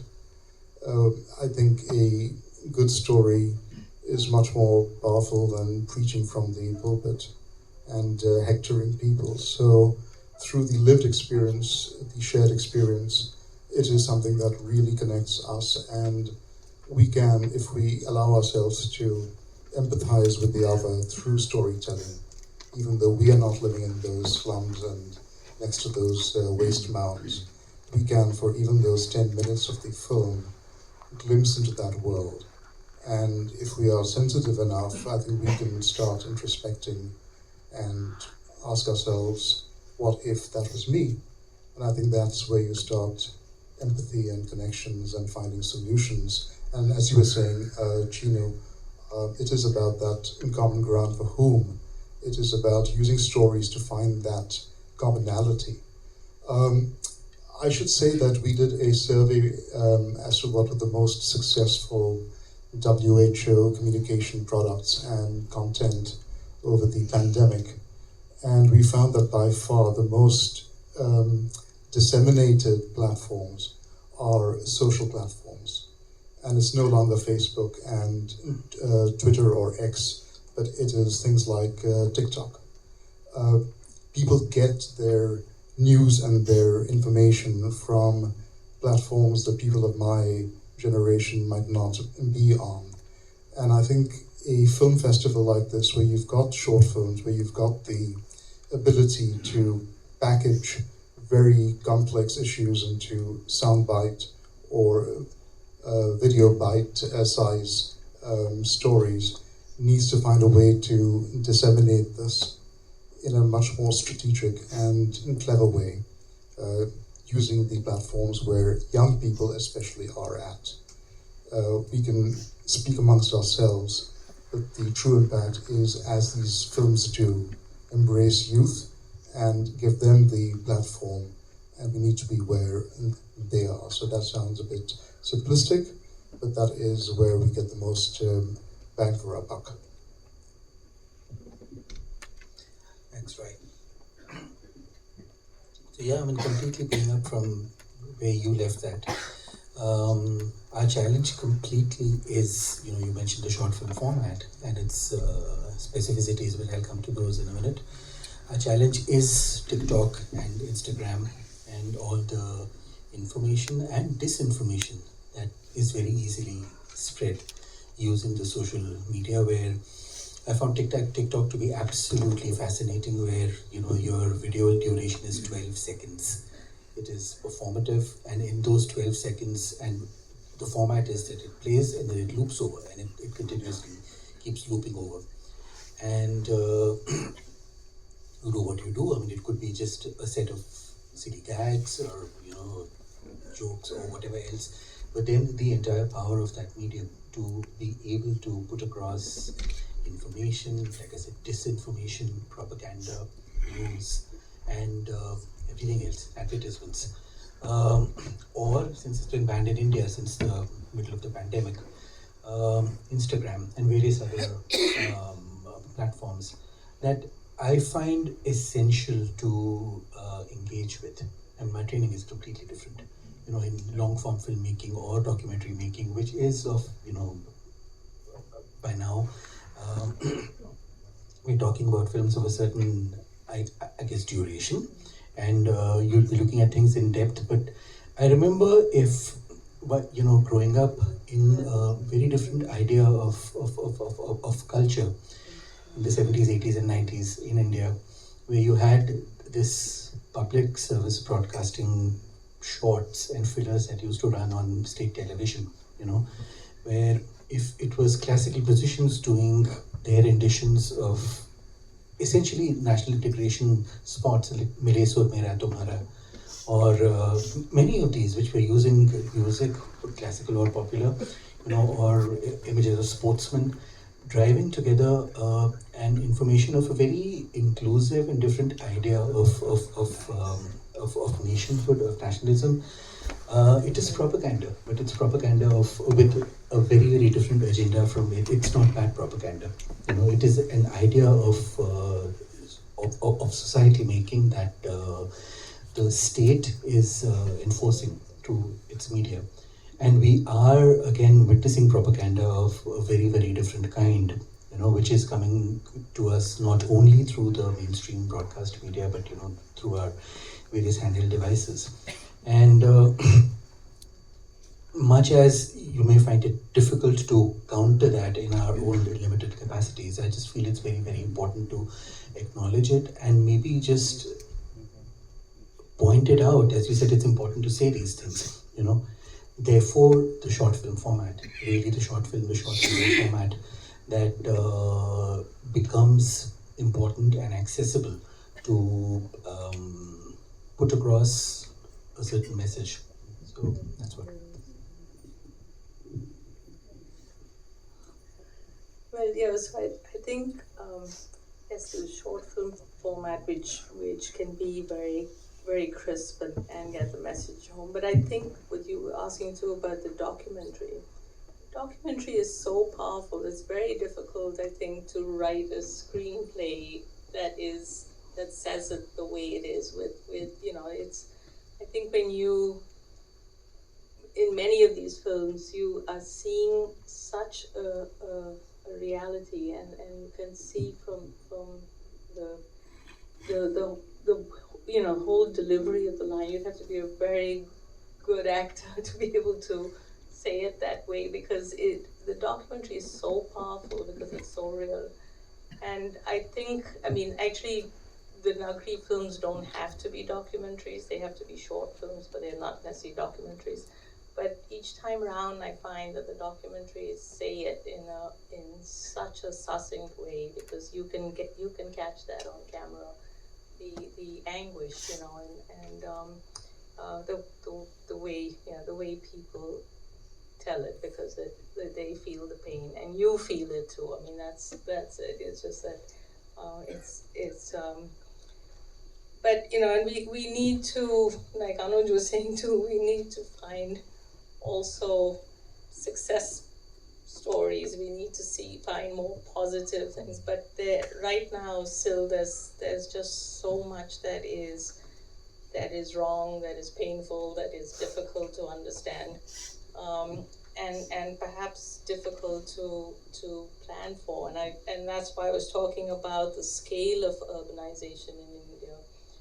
That it is really frightening to think that there are 500 cities right now. We're not talking about projections right now that are of 100,000 people. What are the problems those cities are facing? We are not even beginning to register that, and before we know it, those are going to be 10 times the size, and we're going to have huge cities that are really problematic, but we don't seem to have the wherewithal to think that through. And I just feel like we need to really do something, and I'm sorry I'm again trying to find the more positive way to spin this, but I just can't. But I hope we can do something and really bring about the change that we need. Well, thanks to the audience for your patience, and just to say a bit of hope, and I don't mean to be sort of projecting from my own work, but there are local, national, and global alliances of waste pickers, street vendors, home-based workers, and domestic workers, 10 million workers in 90 countries that are fighting on a daily basis, and there are some victories on issues like when you close a dump. There was talk about a closure of a landfill or a dump. You reintegrate the waste pickers into the modern waste management system. So there are rays of hope. The issues are complex, and I think the Nagari Film Competition has shown a remarkable spotlight. And thanks for making the distinction between just the short film and the short documentary, because I agree the documentaries where you hear people's own words of what it is like to live next to a mountain of garbage is very powerful. So thank you, and over to you. Thanks, Marty.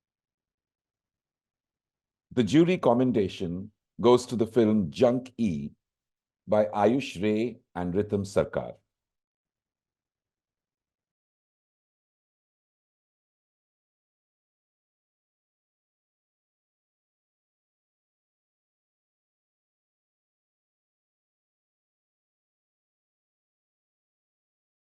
Citation. So, Junkie shines a spotlight on individuals actively engaged in attending to the looming crisis of electronic waste management and its segregation in Magrahat, Kolkata. Through a nuanced portrayal of the film artfully navigates the urban landscape, employing interviews and storytelling. Junkie's ability to engage with its subject matter in a subtle yet impactful manner distinguishes it, making it a noteworthy exploration of the intersection between the city, electronic waste, and the people engaged in its management. Through the exploration of e-waste management as a means of livelihood, the film successfully gives a voice to these individuals engaging with it daily, beautifully portraying their interactions.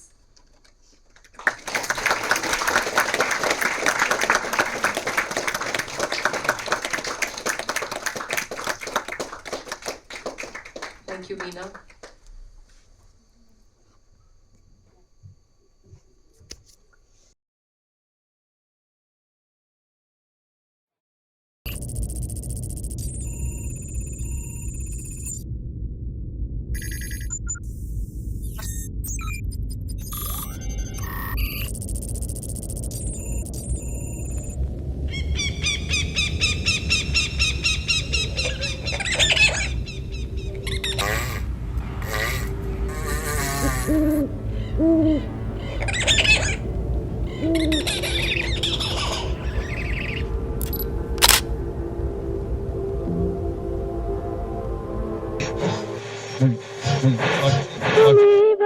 না না তুমি বলো না তুমি বলো তুমি বলো তুমি বলো তুমি पुराना पाखा बिक्री করবেন पुराना इन्भार्टर बिक्री করবেন पुराना एलईडी टीवी बिक्री করবেন पुराना लैपटॉप बिक्री করবেন पुराना साउंड सिस्टम होम थिएटर बिक्री করবেন एसी गीजर बिक्री করবেন पुराना कूलर मेशिन बिक्री করবেন पुराना জিনিসপত্র বিক্রি করবেন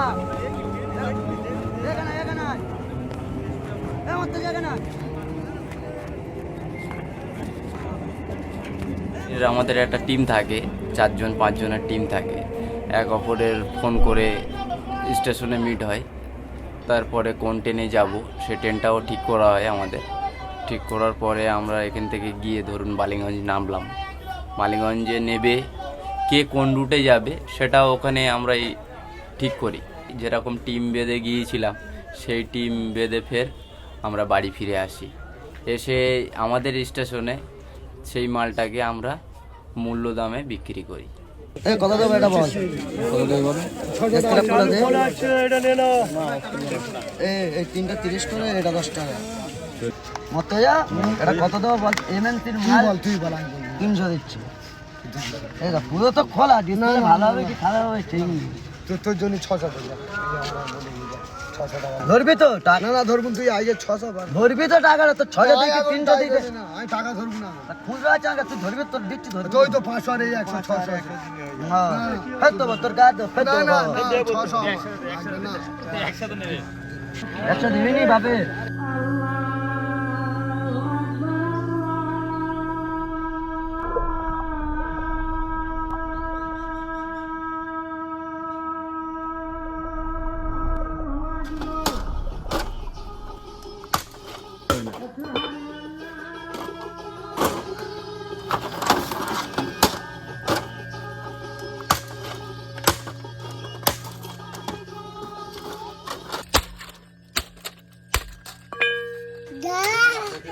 যেমন আমরা একটা প্রিন্টার কিনলাম প্রিন্টারটা বাস্ট হয়ে গেছে মানে পাওয়ার সাপ্লাই ওর ব্রেনটা বাস্ট হয়ে গেছে ওর মধ্যে ওর হৃৎপিণ্ডটা ভালো আছে এবার কাউর হৃৎপিণ্ড খারাপ হয়ে গেছে এর হৃৎপিণ্ডটা তার মধ্যে লাগিয়ে দিলাম সেটা ফের রেডি হয়ে গেল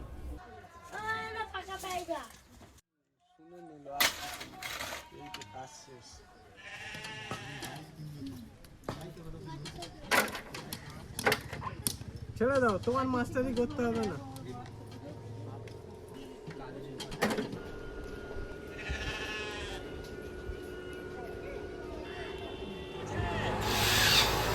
এই ভিডিওটা যে দেখছো তাকে বলছি, এই মনিটরটা আপনি যখন খারাপ হয়ে যাবে আপনি কোথায় ফেলবেন? ফেলার জায়গা আছে? ওই মনিটরটা এনে বাক্স চেঞ্জ করে আবার এটা কি করে নতুন টিভি তৈরি করে, যে টিভিটা কোনো মানুষ গরিব মানুষ সে টিভি একটা কিনে 500, 600, 700 টাকা কিনে দেখতে পারবে।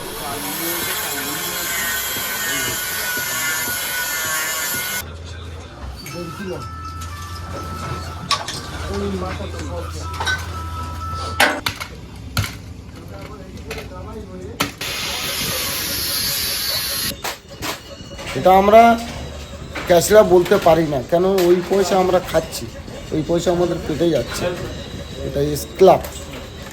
তোর আগে কারবারটা ছিল কলকাতা শহরে, এখন কলকাতা শহরে একটু একটু জায়গার দাম প্রচুর হয়ে গেছে, এখানে ভাঙা হচ্ছে, এখানে ভেঙে মালটা রেডি হয়ে আবার কলকাতায়ও যাচ্ছে, বিভিন্ন জায়গায় দিল্লি টিল্লি সব ওখানে চলে যায়।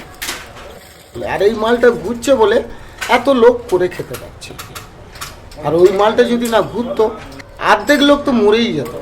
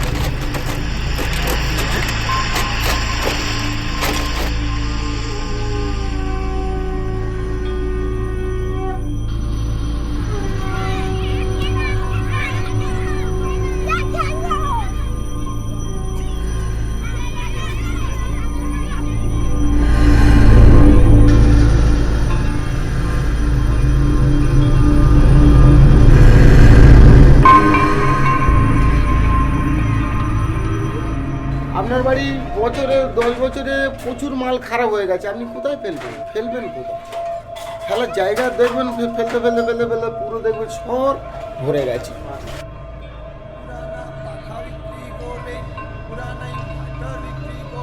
পুরানা ল্যাপটপ, এলইডি, এলসিডি টিভি বিক্রি করবেন, পুরানা সাউন্ড সিস্টেম, হোম থিয়েটার বিক্রি করবেন, পুরানা জিনিসপত্র বিক্রি করবেন।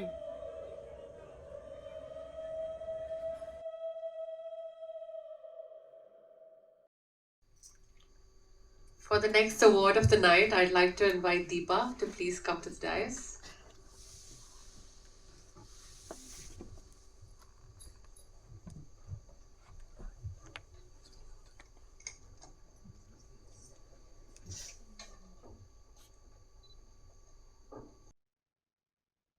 The Nagari Silver Bioscope Award goes to Karya Pragati Par Hai, a work in progress, a film by Oshi Johri and Nipun Prabhakar.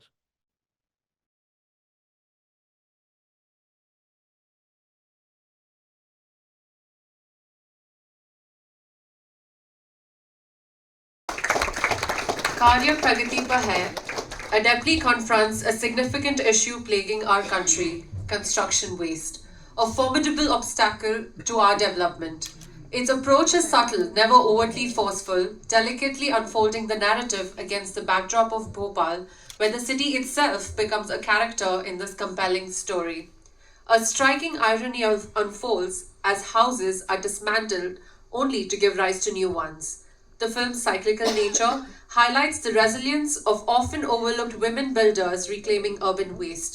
While urging immediate action, the film instills hope through the endeavors of these citizens transforming adversity into opportunity. The portrayal of people navigating a challenging situation and creating something meaningful resonates powerfully, ensuring that both the film and its theme have a lasting impact on its viewers.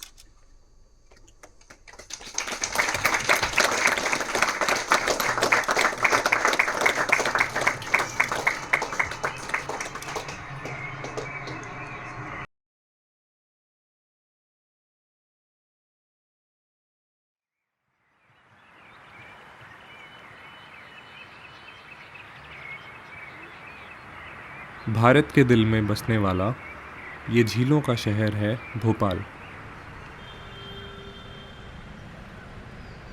एक विकासशील देश में हर शहर किसी और शहर जैसा दिखना चाहता है।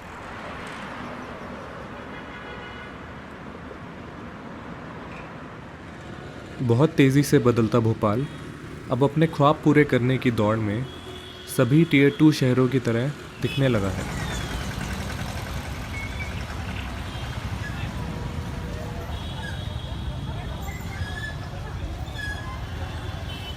ये ऊंची इमारतें और मेट्रो के खंभे इस शहर के नए स्मारक बन रहे हैं।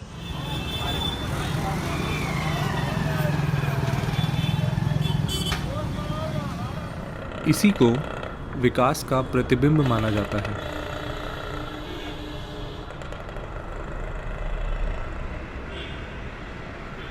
एक ओर भारत अब चीन के बाद सबसे बड़ा सीमेंट निर्माता है, वहीं दुनिया का 40% CND मलबा भी यहीं पैदा होता है।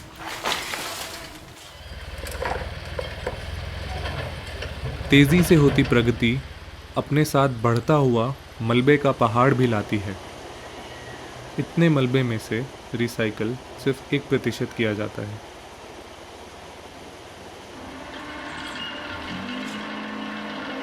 भोपाल के इस रिसाइकलिंग प्लांट में मलबे को पीसकर पेवर ब्लॉक्स बनाए जाते हैं। एक समान दिखने वाले ये ब्लॉक्स खुले रास्तों को ढक इस शहर को स्मार्ट सिटी बना रहे हैं। आखिर ये मलबा आता कहाँ से है और जो रिसाइकल नहीं होता वो कहाँ जाता है? सिविल में तो जल्दी सिलेक्शन हो जाए ऐसे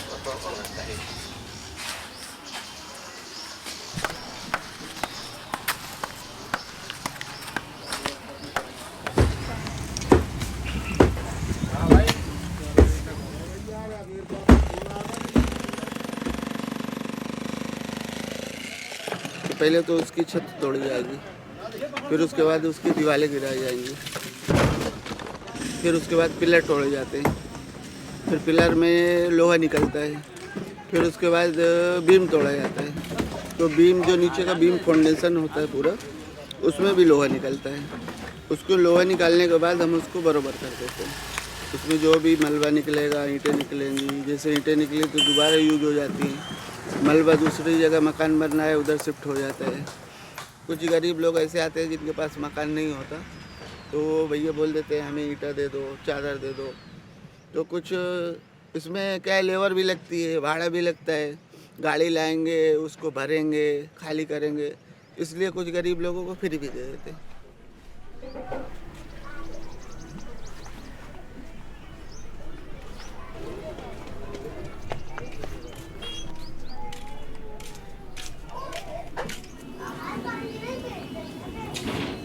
मुझे भी यही लगता था कि नए चीज़ों से ही घर बनता, मेरा इतना बजट भी नहीं था, तो मैं सोचती थी किस तरीके से घर बनाऊं। तो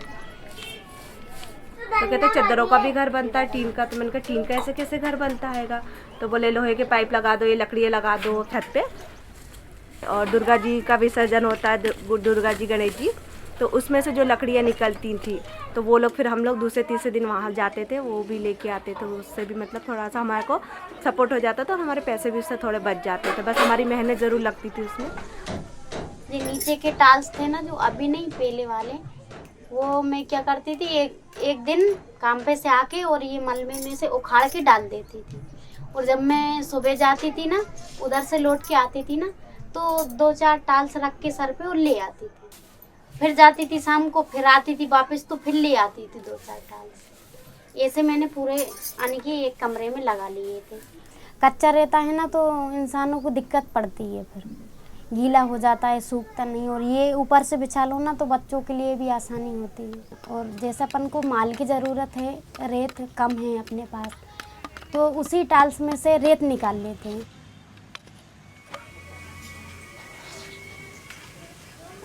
फिर उसके बाद में फिर मामू से तो बात चली रही थी ये सेकेंड हैंड मतलब ईंट के लिए और चद्दर के लिए कि ये चद्दर तो ले आते। फिर उसी बीच में फिर एक दिन हम बांस सिटी जाके और बांस सब लेके आए, बल्ली बांस। फिर क्या कहते फिर ये तो बांस तो बांध दिए थे, उसके बाद गड्ढा तो खुदा ही था। बारिश भी होने लग गई थी बीच में, जो गर्मियों के मौसम में बारिश हुई थी, तो फिर वो गड्ढा पूरा पानी से भर गया, उसको खाली किया। मतलब बहुत परेशान हुए उस बीच में हम लोग।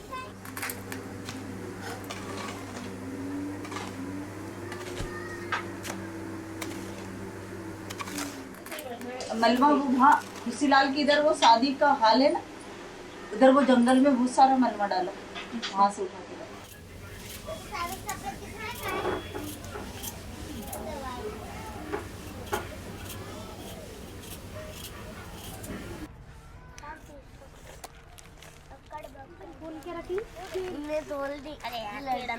मैंने नहीं खोली, ये कितने खोली?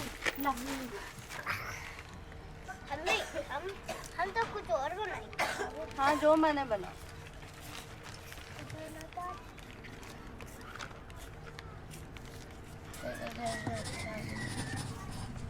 शकीला, कमला और आरती जिस तरह मलबे को इस्तेमाल करती हैं वो आपको सरकारी आंकड़ों में नहीं मिलेगा। ये तो उनके रोज़मर्रा का हिस्सा है।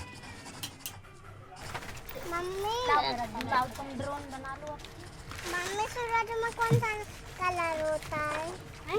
सूरज में कौन सा कलर होता है? सूरज में पीला कलर होता है, पीला ऑरेंज होता है। ऑरेंज नहीं होता है। मांडवा जैसी बस्तियां शहर के सौंदर्यीकरण के लिए कभी भी विस्थापित करी जा सकती हैं। इसके बावजूद बस्तियों में घर बनने और सजने कभी खत्म नहीं होते। ये हमें मलबे के रीयूज़ को एक अलग नज़रिए से देखने का मौका देते हैं। दीदी अब घर बना रहे।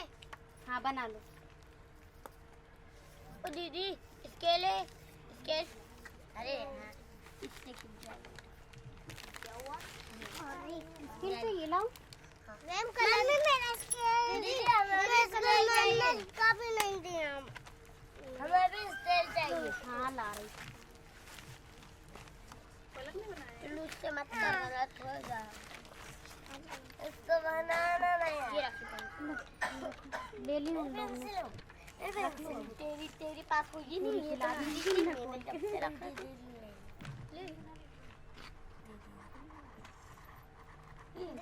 ये तेरी चकल ले अभी के लिए। दीदी हम पेंसिल चाहिए।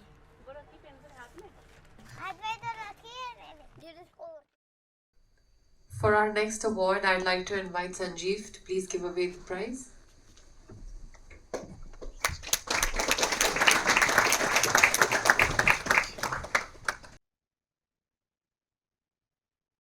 The first prize for this year's Nagari film competition, the Nagari Golden Bioscope, goes to Hasratein Basrat by Shikhar Pal.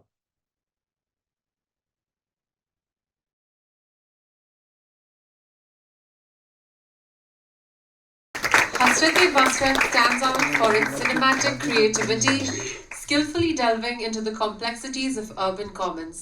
Its thought-provoking storytelling navigates seamlessly through issues of waste, politics, and social equity, intertwining them with mythic threads of history. The film sheds light on the past's significance in shaping the future, particularly evident in the rise and fall of the Mount in Jajmau, Kanpur, the leather city of India. With powerful characters and a satirical touch, the film immerses the audience in the lives of tannery workers living beside the infamous mount and the harsh realities they have to face. The film's cinematic language, both lyrical and appealing, elevates its narrative, creating a compelling exploration of the past and the present.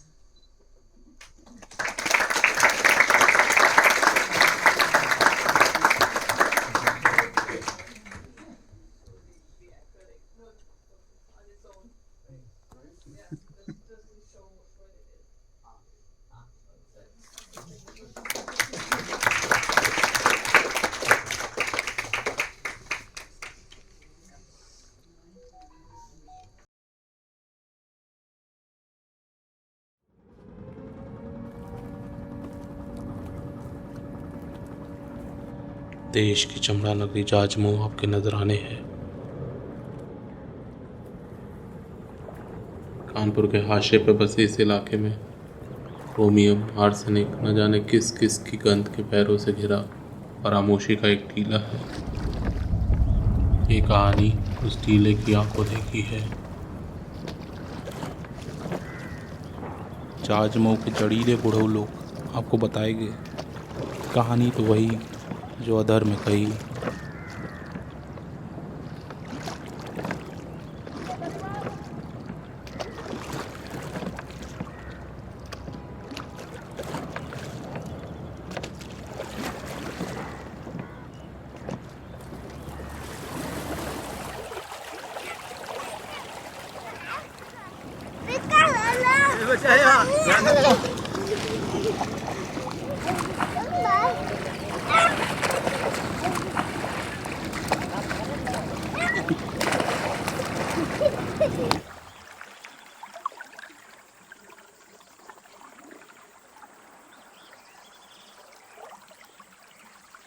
पंद्रह दिन पहले doctor साहब कूद गए।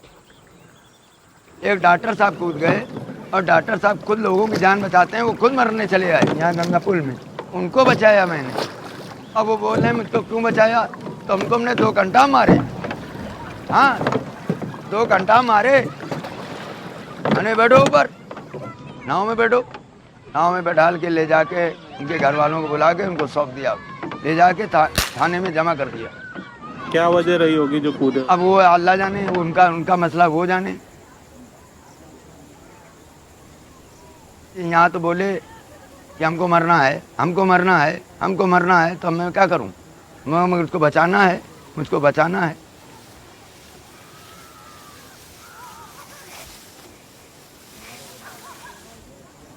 न जाने कितने घर डूबने से बचा चुके छोटे लाल को भी एक घर की लालसा घर कर गई है। पटीले पर जिनकी बस्ती है उनको कुछ साए से खाए जाते हैं। इस गुप होते अंधेरे में कुछ किस्से चिराग सरीखे जल उठे, तो भी तो एक असमसाता सा शिकंजा कुछ निकाल पड़े।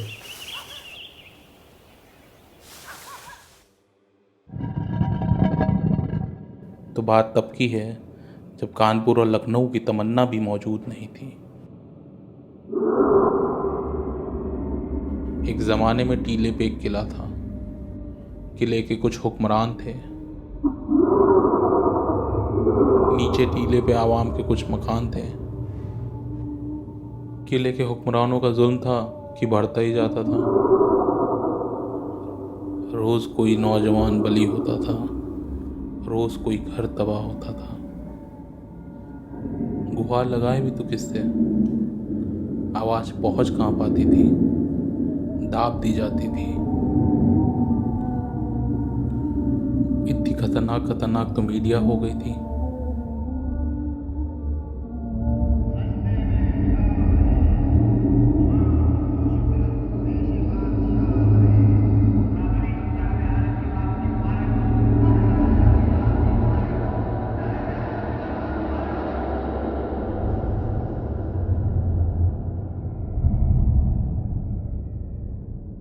टीले की तलहटी में रहने वाली बेवा का लड़का बावरा हो गया और बस्ती में घूम घूम के न जाने कहाँ से खोद के लाई कहानी सुनाने लगा।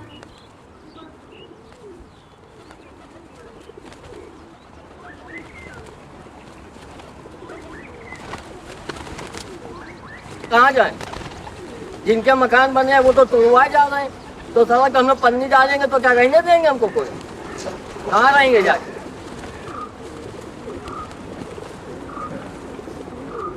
सब बतौले हैं, सब झूठ है, सब मक्कारी है, कहीं साला कुछ नहीं है।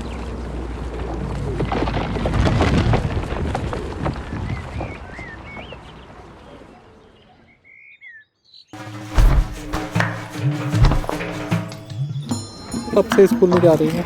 1 हफ्ता हो गया। क्यों नहीं जा रही स्कूल? बैग दब गया। हाँ? बैग दब गया। कहाँ पे?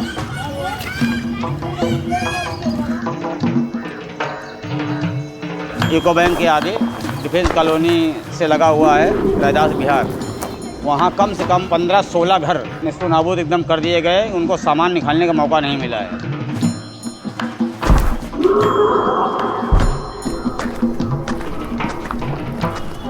कूड़ा भैया एक हुआ यहाँ डाल दो, वो कूड़ा एक दाएं डालो भाई, हटाओ ये हमारी जगह हटाओ। तब तो कोई नहीं दिखा। अब जब रौनक आ गई, मकान खंडक बन गए 3-3 खंड, और तब यहाँ बड़ा अच्छा लगा 40-40 लाख रुपए दे के पुलिस वाले निकलवा दी।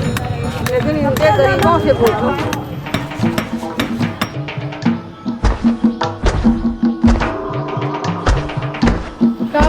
काम से भी बैठ गए, सब सिर गिरा दिए, काम भी नहीं जा रहा। आदमी लोग क्या करे बताइए, क्या खाए? ईटा गुम्मा खाइए तो बताइए कहीं आत्महत्या ही कर ले हम लोग।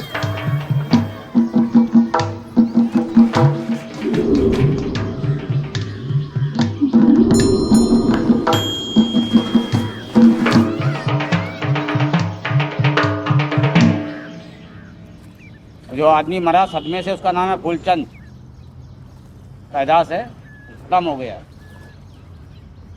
उसको जैसे घर टूटा, समझ लीजिए वो खत्म हो गया।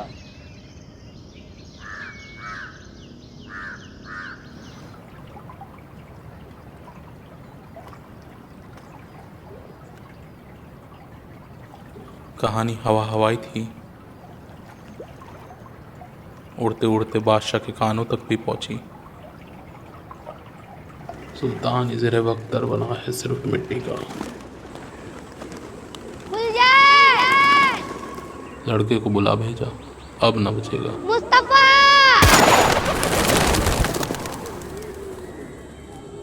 फरियाद लेके बेवा दौड़ी दौड़ी पहुंची हजरत मखदूम शाह आला के पास।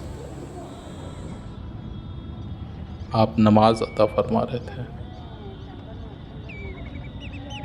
नमाज पढ़ के जैसे ही आपने जहाँ नमाज अपना पलटा, ये टीला पूरा पलट गया। किला में हुक्मरान और सिपहसालार टीले में दफन हो गया।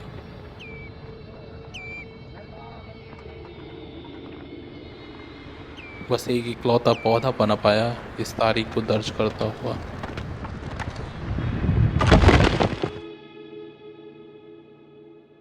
कहते हैं अंग्रेज़ों से जाजमू की संधि करने के बाद नवाब शुजाउद्दौला सारी रात भीगती बारिश में टीले के ऊपर इस इकलौते पेड़ की गोद में बैठे रहे थे।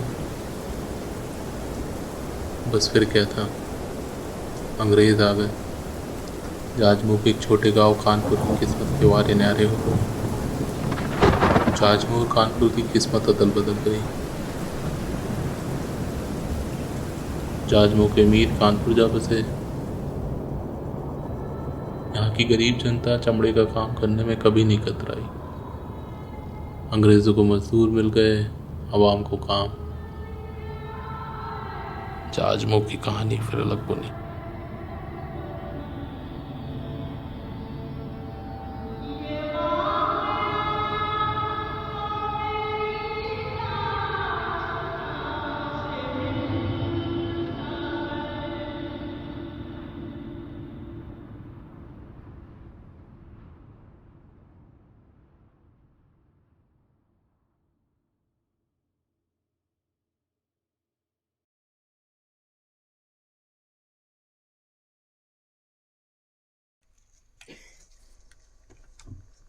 For our final award of the night, I'd like to invite Arjun to please give away the award.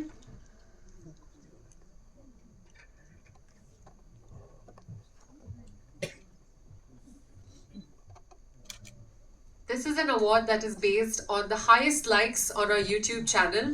With a deadline of 11:59 PM last night, the winner of this award with a viewership of over 20,000 views and 1,072 likes is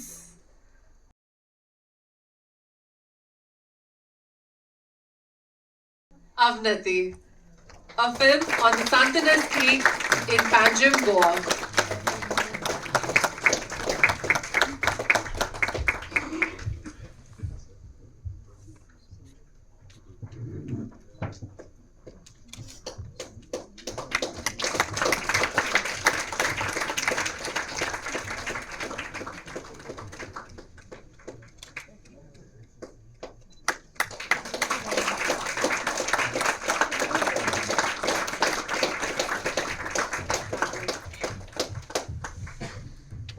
we conclude the award ceremony of the Nagari 2023 short film competition. A hearty congratulations to all our winners and a big thank you to all the teams for participating in our competition and for helping us curate a wonderful and moving anthology on reclaiming urban commons. I invite our director Nandita to bring the event to a close.